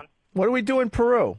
Dueling. Peru turns a blind eye to dueling. They allow dueling? Oh, what a fucking asshole. So I challenge you to a duel. How about That's the way this? it works. That's fucking childish. Oh, is it? Yes. Are you too scared to go? Can we do that? I would love to duel with this guy. You're the one who's engaging in personal attacks. Yes, I do. I don't like you because I think you're fucking phony. Okay, It's obvious that you have a tough time getting We can broads. argue that over the telephone. Why do we need to have a duel when you're a lawyer and I Because you're talk for a attacking me living? Personally, what do you want me to do? Just Because your fucking personality is what drives this whole thing you're doing. Yeah, so, guys, can I go to my next interview? No, this is way better than any interview you're going to do today. You're phony, dude. Let's fight it out with words okay? instead of guns. Let's go to Peru for a duel. How old are you? You're a lawyer, aren't you? Okay? You're a lawyer. You should be able to hang in there. Hi, girls. Well, Can I buy you a hot toddy? Let me call this guy and tell him that I'm going to be. Oh, fuck that guy. Come on, Roy. Stop it. Roy. Good old Roy. Roy, do you have a ponytail? I think Roy has a ponytail. No, that was back in the hippie days. Yeah. Hi, girls. How are you? We want to be called women. You dyke feminist. Roy, it sounds like you have a tough time getting women. Why? 1, 2, 3. I said a hip, hop, a hippie, a hippie, hip, hip, hoppy. You don't stop. You're rocking to the bang, bang, boogie. Sit up. I'm gonna. The fat boy. No, stop two-stepping. Roy's a nerd. Roy is a nerd. All right, class. Today we're going to dance to Parents Just Don't Understand. Roy's a nerd. Let's go to Peru and have a duel. All right, then. Goodbye, Roy. Bye, Roy. Stupid lawyer. Beat it. There goes one of our fine guests. You want to go to a Peru and have a duel? A duel? I was on your side, stupid. Oh, he got hot under the collar. That was to the point funny. he challenged Jimmy to A duel. He wanted to kill you. He wanted to shoot you and kill you. But yes, again, a duel. That's what I hate about a guy like this. Is like you call him out on his horse shit, and I was on his side. Yes, you are. Until I listened to his phony fucking reasoning. Completely driven by his own personal reasons, whatever they might be. His ex-wife, mommy issue. I don't know what they are, but it was completely driven by his personal agenda. Yeah. And so that's not justice. Justice is supposed to be blind. You weigh the facts and you make a decision. That's why there's that scale. And she's blindfolded. Ooh, and very nice. And this guy's bringing in his personal fucking agenda into his cause here, his crusade. And if your personal experience is what's driving your cause, let's say, well, then your personal experience can be talked about. And, I mean, he mentioned his ex-wife. He mentioned he goes to a hip-hop class.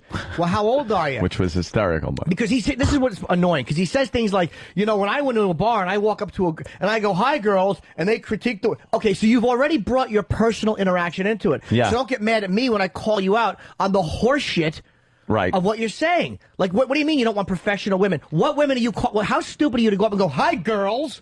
That's not the way it works today. Hey, girls. But it's also his personality, because, I mean... He's a fucking hey, bore. toots. Has anyone ever been corrected and a woman goes, I'm a woman, not a girl? I have never been corrected. I've had it happen, yes. Or, Really? I've heard of it, Jimmy's been yes. corrected with, no, sweetie, I'm not quite a girl, daddy. Then they can kill the unborn. You can just hear this fucking stupid agenda he's got. This which guy's is so much annoyance at women. It's an unhealthy amount. We get it. They're all terrible. Men's rights are gone. We get it. Men are victims. We get it. He's going after clubs and club owners. He's trying to fuck young waste chicks of time. who don't want to fuck him. That's the... You Yeah. don't take a hip-hop class because he went to law school between 81 and 83.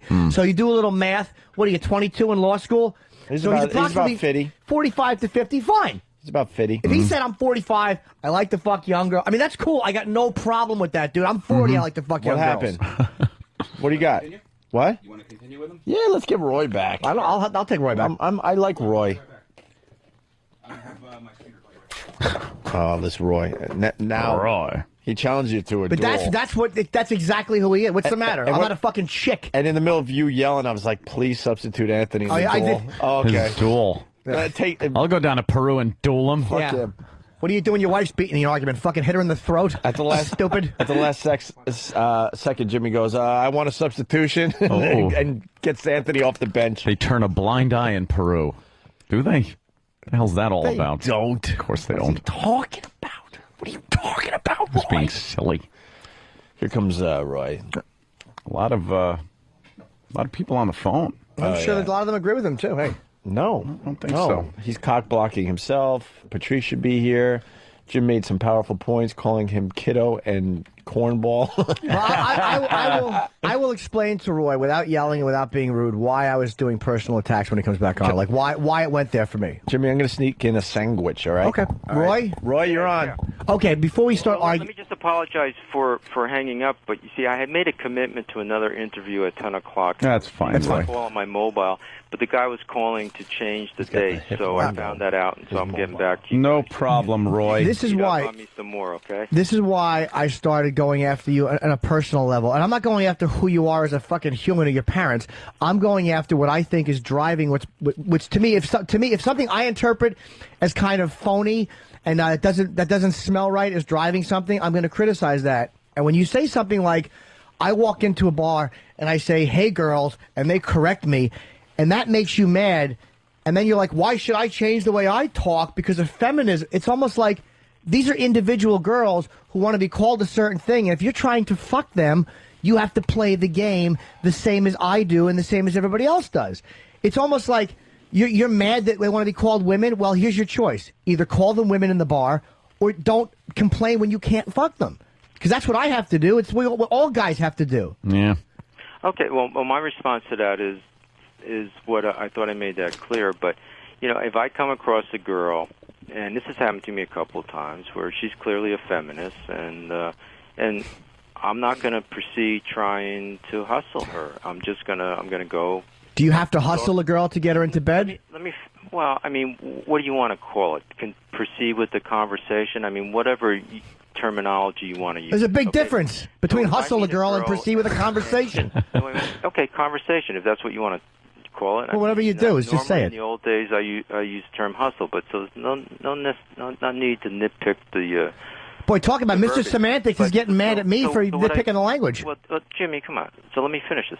So what I do in that case is then I go and find a girl who I believe or hope is not a feminist. That's all. That's my choice. So now, a feminist... The girl doesn't want anything to do with me, that's fine. But, you know. You wouldn't fuck a feminist, dude? You want to play their games? You wouldn't play their games. I want to dump my loads on them, and I'm good at it. Yeah, sometimes you got to play... Whoa, excuse me, hold on. You want to play their games. Here's a guy who won't tell you his age because he doesn't want women to blow up his spot, and you're accusing me of, do I want to play their games? You're playing their games. You can't even just be yourself and go, hey, I'm 45 or whatever it is you are. This is who I am. Fuck me or don't fuck me. Like me or don't like me. So you are playing games. Well, that's an interesting point. I remember a guy in Russia used to be one of the investigators. He'd just go up to a girl and say, look, what do you want? I'll give it to you. I don't want to play around and do any games. Okay, so we all do a little game playing. All right, well, then don't be selective and self-righteous about it. Some game playing I'm not going to do, that's all. And you don't want to talk to a woman in a bar who's a feminist. No, not a feminist. No, I don't. Okay. They're not all feminists, that's for sure. Of course they're not, but why can't you fuck a woman? Like, would you fuck a woman who's a Republican or a Democrat? Like, who cares? Yeah, of course. I mean, even if she was Taliban. Hey, Roy, I'm a little confused. I'm in the middle of my sandwich, but Okay. You're not going to find many feminists at ladies' nights. Feminists don't go to ladies' nights. Point. Thank you, Jimmy. I'm going to go back to my sandwich. That's actually a good point. Yeah, I'm good for one every once in a while. That's a damn good point. All right. Comment? Oh, yeah, my response is that I've run into them at ladies' nights, but of course that's anecdotal, and on a statistic basis, I don't know, but I would think that a lot of ladies who go to ladies' nights are what I would call budding young feminists. Really? Feminists. You know what I think ladies' nights are? But let me just finish. I mean, the objection to ladies' nights was that guys are paying more to get into the bar than girls. So there's a transfer of wealth from guys to girls. Yeah, but ladies' nights... Wait. Ladies' nights are specifically made to get girls in the bar so guys have more hunting, more game to hunt. That's pretty much what it is. I think it's a good thing for the guys, and I don't think guys mind paying a little extra for a drink if there's going to be twice as many girls in the bars instead of a sausage factory when they go in, because the girls like going down there because they know they could get some drinks on the cheap.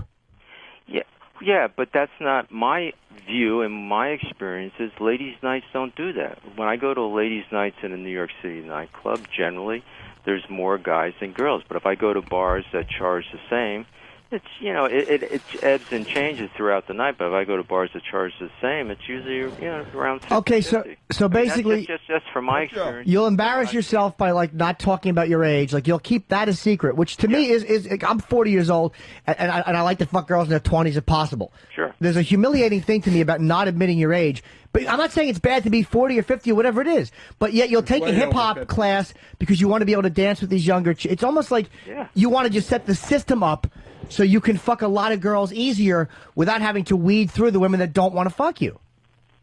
Well, I don't know if that's possible, but wouldn't that be ideal? Well, but dude, but that's not the way it is. I mean, that sounds like an ideal system. Yeah, but it doesn't drive me to fight legally. It's going to happen in this country. But you're saying I don't want to bang a feminist. I fuck feminists. That's my choice. It is your choice. I don't. But to me, to take a feminist who is the same as any other woman in bed, they're all the same bed, they like this, they like that, and to pull her hair and to fuck her mouth, that's really sexy because you're seeing somebody stripped of all that politically ideological nonsense and social nonsense and just being who they are in bed. Yeah, but generally you have to talk to them beforehand. Yeah, and a lot of them are annoying, and a lot of them are smart and have a certain political view, but it doesn't interfere with what they're doing when they're trying to get dick. Yeah, that's true, but it's a choice I make because I don't want to talk with them. I don't want to deal with their philosophy either before. I think because you feel threatened by them, because they reject you, because they make you feel old. Hold on. I think because they make you feel old, because they criticize things like when you say girls or whatever, and they don't like it, and you don't seem to know how to deal with that. Well, sure. When they say use the term women, I say I don't try to censor your speech. Why do you try to censor mine? So that's an easy way to do it. You're a ball laugh. But want to go back to the threatening? Yeah, I mean, I think feminists are threatening to the rights of guys. I think they're threatening to this society. I mean, I've seen what has happened to the society in the last 40 years, and yes, I do believe they are a threat, and that's also one of a number of reasons for these lawsuits. Hey, Roy, are we still dueling? Where are we at with the duel? Well, I don't know. Jimmy hasn't called me too many names yet, so... I'll call you a lot of names because I still think you're fucking phony. Well, but as far as dueling is concerned, don't be silly. I don't like to engage in name calling, but of course you don't, unless it's feminist or baby killer. I'll make an exception here, and I just think you're an ignorant fool. Yes, but I fuck a lot more girls than you do, so you understand. Well, I get what I want, and I'm honest. Maybe yes, maybe no, maybe rain, maybe snow. Oh, what? Maybe yes, maybe no. Maybe yes, maybe no. All right, we heard it. Maybe rain, maybe snow, and but yet you take. That's why you're not getting laid. Which hip hop class did they teach you that in? Let's go. The dueling challenge still stands. Yeah, well, you're more of a man than me. I'm not going to fly to a fucking third world country and shoot it out with a lawyer who can't get pussy. Sorry. While you're in Peru, I'll fuck a girl here. Roy can't get pussy. You're right, Roy. You got me. Jimmy, here, this is what we'll do. Both of us will go to a nightclub of your choice, and we'll see who ends up getting more phone numbers, and then after the number of phone numbers, who ends up at more dates. How about this? Let's see who gets more. How about this? And here's the real deal. How about let's see who's got more fucking emails sent to them from women. Let's give out your. You want to give out your website? Is Roy? My email address is on there. Okay, then I'll give out your website. Roy Den Hollander, HOLLANDER. Roy Den is ROYDEN, HOLLANDER.com, correct? Right, that's right. So, and any women that want to contact Roy, is there a picture of you on the site? Yeah, there is. Okay, this looks like a personal get-to-know-you site. They can go there and they can see your picture, and maybe a lot of them will want to fuck you. But I think that's, to me... What about your site? You got to give out yours, too. They all know it, sweetie. MySpace.com, Jim Norton. They all know it. Okay, yeah. I didn't know you were famous. I know you don't, but that's the difference between you and I. I kind of am aware of what you are, and you're not aware of what I am. I'm honest about what I am on the air. I'm glad I'm not aware of what you are. Yeah, and I'm an honest guy. I'm a 40-year-old guy who likes to fuck young chicks. That's what I am. Well, you're leaving a few things out, Jimmy. What 40-year-old guy doesn't?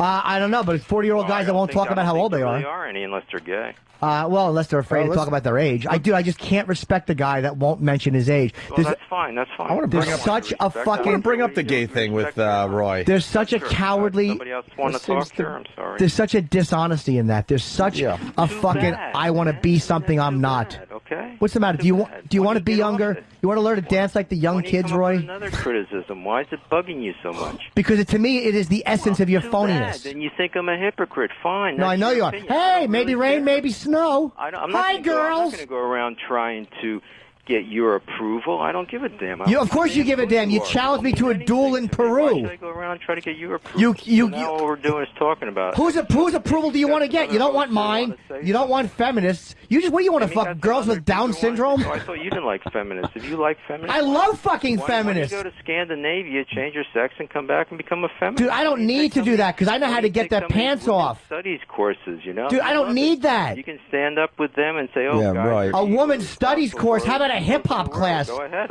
I'll take a hip hop dance class. A fucking hip hop dance class is embarrassing. Roy, you got to admit that's kind of embarrassing. That's a hip hop class. You know, maybe like it's embarrassing. Yeah. Which you are, Jimmy. Which you are. I'm Rob Rains. I got it. I thought you were a comedian. Even a spinning class with women is cooler. Yes, I am a comedian. So what are you saying? What are you saying? Go ahead, Roy. Your turn. Say something funny if you're a comedian. Okay. Two Jews walk into a bar, and neither one of them will fuck Roy. See, you talked over the punchline, stupid. That's very funny. You're probably as bad a lawyer as you are an audience member. You talked over the punchline. Naughty, naughty, Roy. Roy, I'm sorry, tisk, Jimmy, tisk. I didn't give you a chance at your punchline. Well, there you go. Well, you asked me to tell a joke. Why did the chicken cross the road?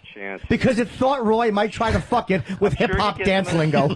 How long does this show go on? Is this all you guys ever do? Roy, I'm telling you jokes. We asked for a joke. Jimmy's giving you his best material, Hey, Roy. okay, let me try this. All right. Hold on, here's a joke for you. Knock, knock. Roy. No, you go. You do No, it. this is a Your joke. participation Yeah, I joke. need your Everyone help. knows. So once again, Jimmy. Knock, knock. Come on, Roy. We're trying to get you on the same. Hold on, Roy. We're trying to get you on the same page again. Say who's there? Okay. Well, all right, hold on. What a dope. He didn't even know where to go with knock, knock. All right, hold on, Jimmy. What starts? Hold on, Jimmy starts. Knock, knock. Yeah, who's there? A lawyer who nobody wants to fuck.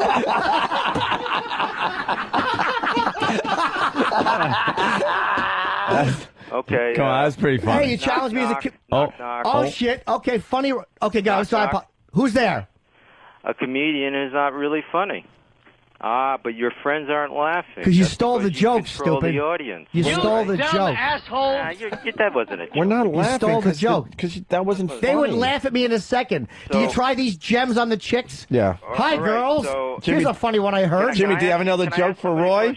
Can I ask somebody a question? You Yes. sure can, Roy. Let Roy Who am I ask. talking to now? Anthony? Anthony Yes. and Jimmy and Opie. Greg All right, here so- is And here. Danny. Opie. How long is this going to go on? I don't think we're really getting any place. Why'd you call back then? You glutton for punishment? Yeah. Why'd you call Is back? that the entertainment value of the show? Well, Jimmy's got another joke for you, Roy. I do I'm trying to believe. think of a really. No, we I mean, is that the entertainment value of the show? Or are we going to go into? Oh yeah, no, we've discussed everything. We're We're kind of enjoying getting this, into yes. we're another enjoying the hell out of And it. you're another so aspect angry. of you. You're so angry right By the now. way, I got to be honest. I was so against having you on our show today. I even told Jimmy. Yeah, but I got to tell Jimmy I was very wrong today. I wanted you on, and I said no, and I lost this one, and thank God I did. and you Yeah, you were right. and you can actually listen to the tape. I wanted you on because yesterday I mentioned you on the air. I like the fact. Look. that- hold on, no, now you're We interrupting. disagree. I don't care what you think, Jimmy. Ooh. You want to talk You about something that's not your own personal opinions? I don't care. You're giving your personal opinions, but I can't like give this. mine. I like this. Here, you like this. I got an email here. I don't like. Why would I like I got that? an email. It says, here, you'll like this, Jimmy. Okay. You are a fag. Jimmy's right. There you go. Who's that from? Your subconscious?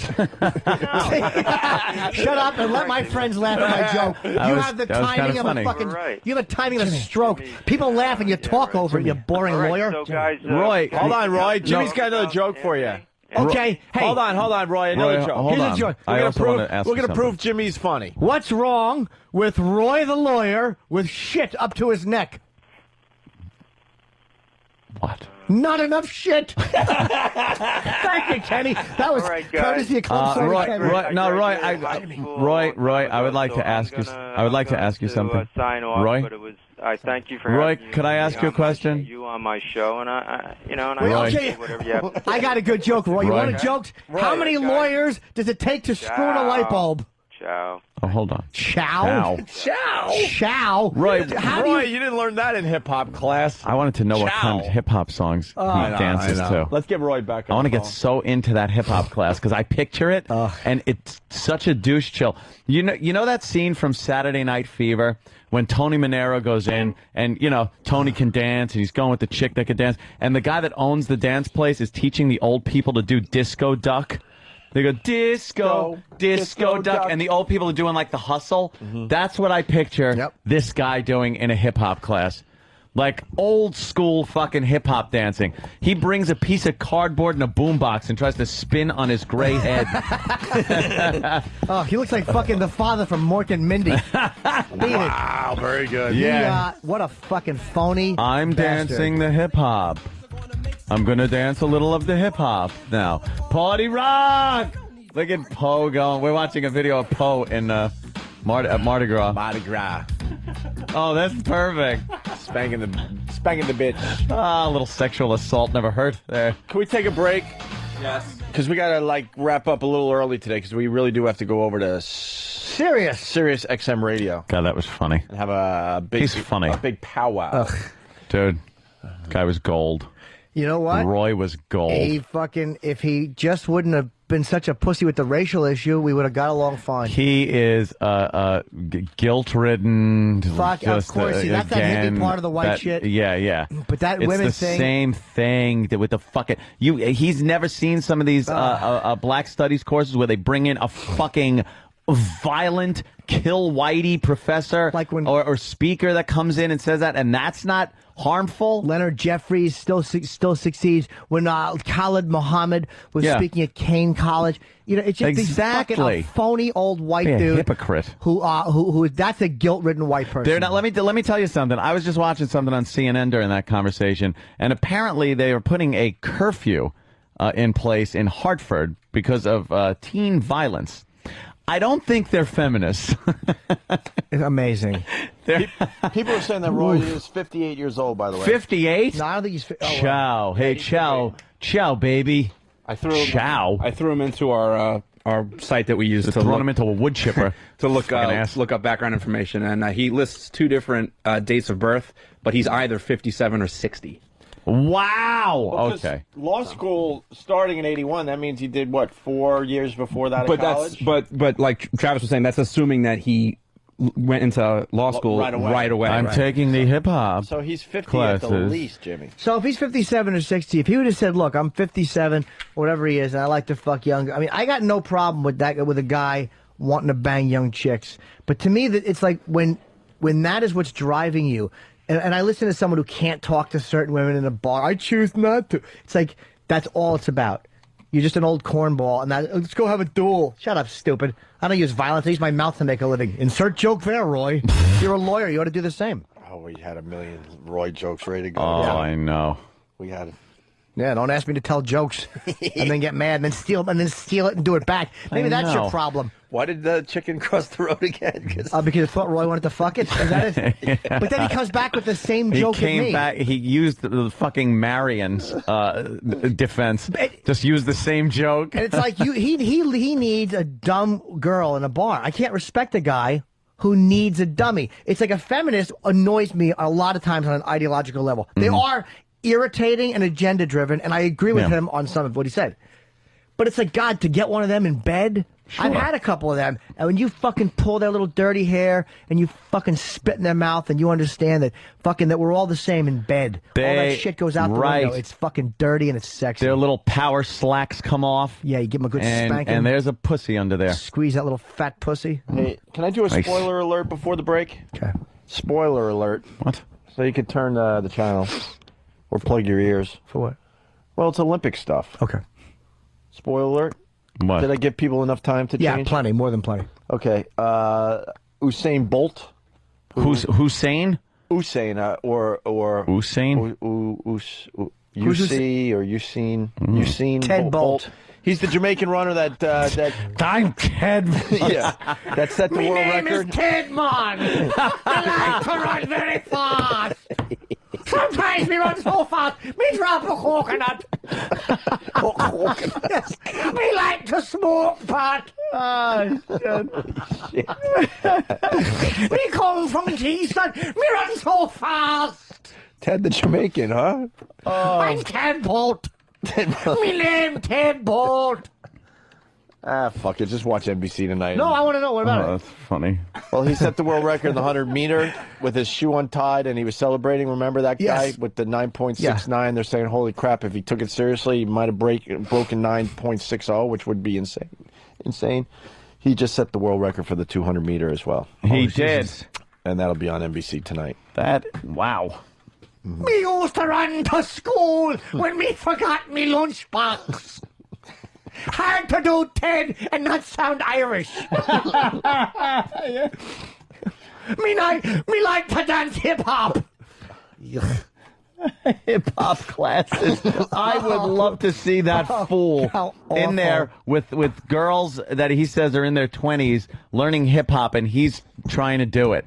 Yeah. Oh, would that be funny? Let's go to Corinne. Corinne in Jersey. She's a regular. What's up, Corinne? Hey, guys, I just had to say, Good Roy evening. is totally the guy in Boogie Nights who every time he walks into the room, his wife is fucking some other guy. Oh, God. William H. Macy's character. She's got an ass in her cock. She's got an ass in her cock. That's fucking lawyer. Yuck. Is there anyone else that plays pathetic better than Macy? William H. Macy. Every movie, he's pathetic guy. I like in Fargo. At the end of Fargo is the best when the cops are knocking at the door. Oh, yeah, be right there. Oh, yeah. All right, coming right. Be right at the door. And they bust the door in, and he's trying to get out the window, and they're pinning him on the bed, and he's going, no. Okay. God, that was what a great falling apart and unraveling that role was. Oh, yeah. Fucking guy was amazing. That's brilliant. Just gets worse and worse, and he just like, okay, all right. What the fuck was that other... he was in the cooler, right? Yeah. He was the main guy in the cooler, and what happened with the chick he was seeing in that one again? Oh, yeah. I forgot, but it was something horrific. She fucking Can somebody else? help me out? Oh, I think what's his name comes in and like fucking beats the shit out of her. Alec Baldwin. And he can't do anything about it. No, of course not. He can't be a man and, like, defend his woman. What was it? Oh, E-Rock? I think it was his son's Hold on. girlfriend or something. She was faking a pregnancy. Yeah. And then Alec Baldwin caught onto it and just punched her right Punched in the her stomach. in the laid her stomach out, because it was and they a ripped her padding. clothes off and found that she was faking the pregnancy, and Yeah. he had no idea or something like that? Yeah, he had no idea. Oh, he plays pathetic better than... who else plays pathetic in that's movies? fantastic. Eric Nagel. He just threw his hands up. He's like, I love it. He's like, I'm going to be useful. This should help me. And no. I know it was No. going through his head, too, because he heard you say that when the door was probably 6 inches from being closed, and he would have had one successful appearance He without almost had any it. abuse. He almost had it. And he was probably thinking, wow, that went well. No, it didn't. That's No. right. People are so happy with their emails. They're sending Roy that they're sending copies to us. Nice. Retard sex from Boston. My email to Roy. Title: Hip hop class is great. Electric slide into another man's ass. Love retard sex. Let's ask Roy if he's getting a lot of email. I bet he is. He's the veterinarian from The Getaway where Michael Madsen is fucking... That's right! Yeah. Holy shit, he was the fucking... the cuckold in that. Cuckold. Was that Macy? No. I think it was. No, was it? Was that him? I don't think He's so. the veterinarian from The Getaway where Michael Madsen is fucking his wife while he's tied up in the bathroom. I thought that guy was younger. Okay. That's Fast Freddy. Okay. And then ends up, hanging himself because he couldn't take it anymore or something like that? All right. Okay. All right. Be right there. Okay. It's all happy and chipper. I love when all hell's breaking loose and his kid's like, Dad, everything all right? Or something like that. Oh, yeah, fine. Yeah. Yeah. Oh, and yeah, because his father-in-law is dead in the trunk at that point of his car. His wife is dead. He doesn't have the ransom money. He's just he was a regular guy and everything is wrong now. All right, Scotty. No, I think I'm going to go to bed. God, that was so good, the unraveling he went through. Yeah, Dude, fantastic. someone just found Roy's MySpace page. Jeff M. from Staten Island. All his friends are hot chicks. He doesn't stand a chance at hell of fucking. And then Stephen S., of course, from Bayshore. I love Macy's facial expression in Fargo when the customer is yelling at him about getting ripped off because he's getting charged for the clear. For the true code. The true code. Well, that true code, I got to tell you. Well, I'll talk to my supervisor. I'll talk to my boss. Yeah. Okay, yeah, in the cooler, E-Rock pretty much said it, John Regan from Bayonne. In the cooler, Macy's son tries to con him by pretending his girlfriend is preggers. Right. Hold on. But Alex Baldwin's character sees right through it, punches her in the stomach, and then breaks the son's ankles. That's right. All right. What is the MySpace page? We find it? I had it up before. Oh, I didn't see it. I got a tinkle. Oh, Can we see it? little tinkle. Well, we're going to go, we're going to seg into line of the day and get out of here a little early.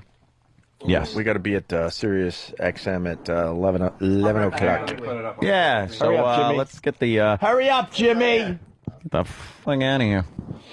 Oh. Let's make like a tree and get out of here. Jimmy, what's his friends? Because we could do line of the day while you leave. He's not a bad looking. Let me see his pictures. Oh, Jesus. He's got a MySpace page? He put 100 years old. I love that. It's probably accurate. Is that his MySpace page? Yeah. Wow. I got to log in. Hang on. Let's find it. Nice.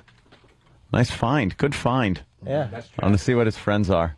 Oh, that was Travis? All right, then it's a sucky find. Yeah, Then it's a gay find. Of course it is. With a dumb dog. Probably one of Travis's top friends. A fake wife to make like he's heterosexual.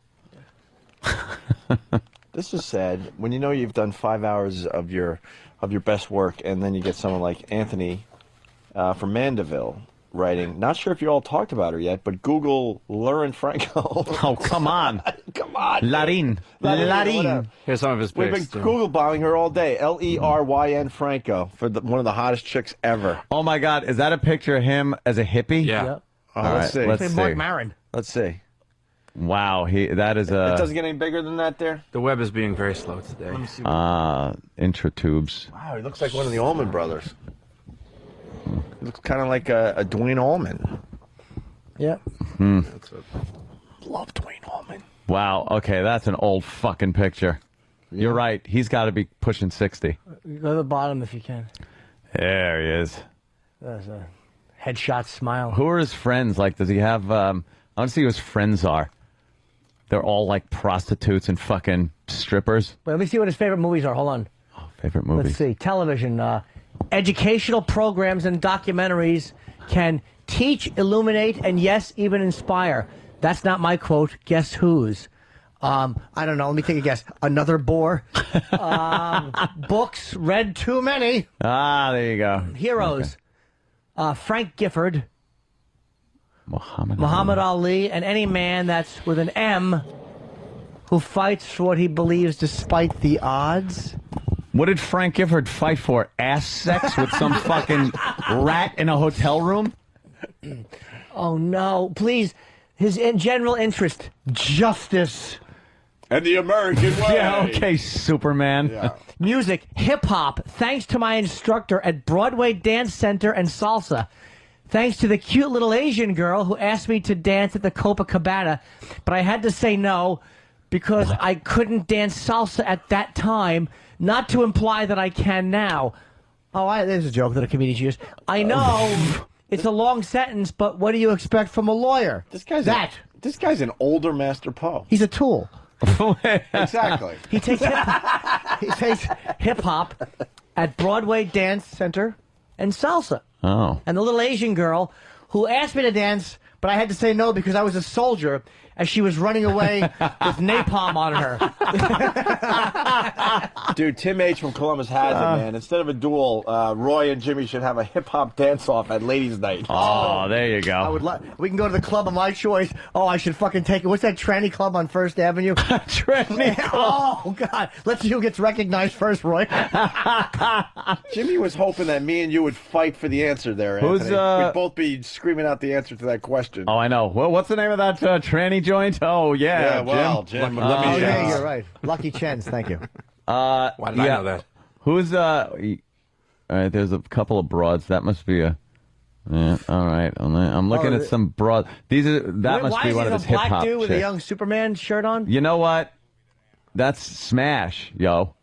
And then the other guy is named Champagne or something. Look at the black dudes. You know, like all young black guy friends and hot white chicks. Well, they might be the hip-hop and instructors. Hispanic and black chicks also, I'm though. sure they are. What a phony with the racial stuff. This guy is a phony with the race thing. Phony there with the is racial no stuff. such thing as race. Oh, really. stop it. All and then you right. get mad at me for playing with semantics. Do you know Earl? Yes. One of his friends, Earl, a.k.a. Uncle Champagne, laughs at you, motherfucker. He fucking laughs at you, Roy. You guys are missing the best part of his MySpace page. What's that? He has 82 friends. 82 friends. 82 Well, something friends. tells me he's going to get a few more friend requests tonight. Oh, can we see some of the comments people have left? Hello, friend. Well, I want to see where his URL is so we can give it out for the people. I would love to see some Dude, of the the girls on his top 19 there or whatever are so fuckable.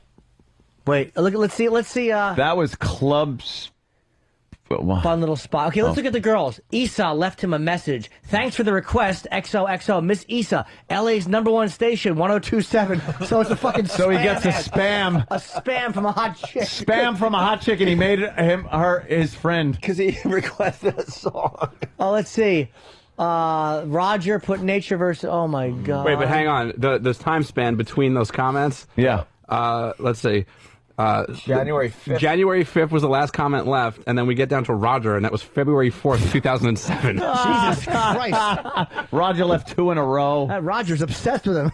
Fucking get a hold of yourself, Roger. Roger, enough. Roger's obsessed. Well, because I think Roger could read between the lines, if you know what I mean. Oh my god. Roger thinks he has a shot. Roger has left a lot of these fucking awful. Roger keeps leaving these bad fucking Well, the Mona Lisa one is spam things. A before and after with the Mona Lisa. Roger's a real fucking creep. Holy shit. And the after There's another the Roger. Mona Lisa a month after being in the wait. U.S. Yeah. Oh, there's a funny one. Go down. This Roger's a real cut up.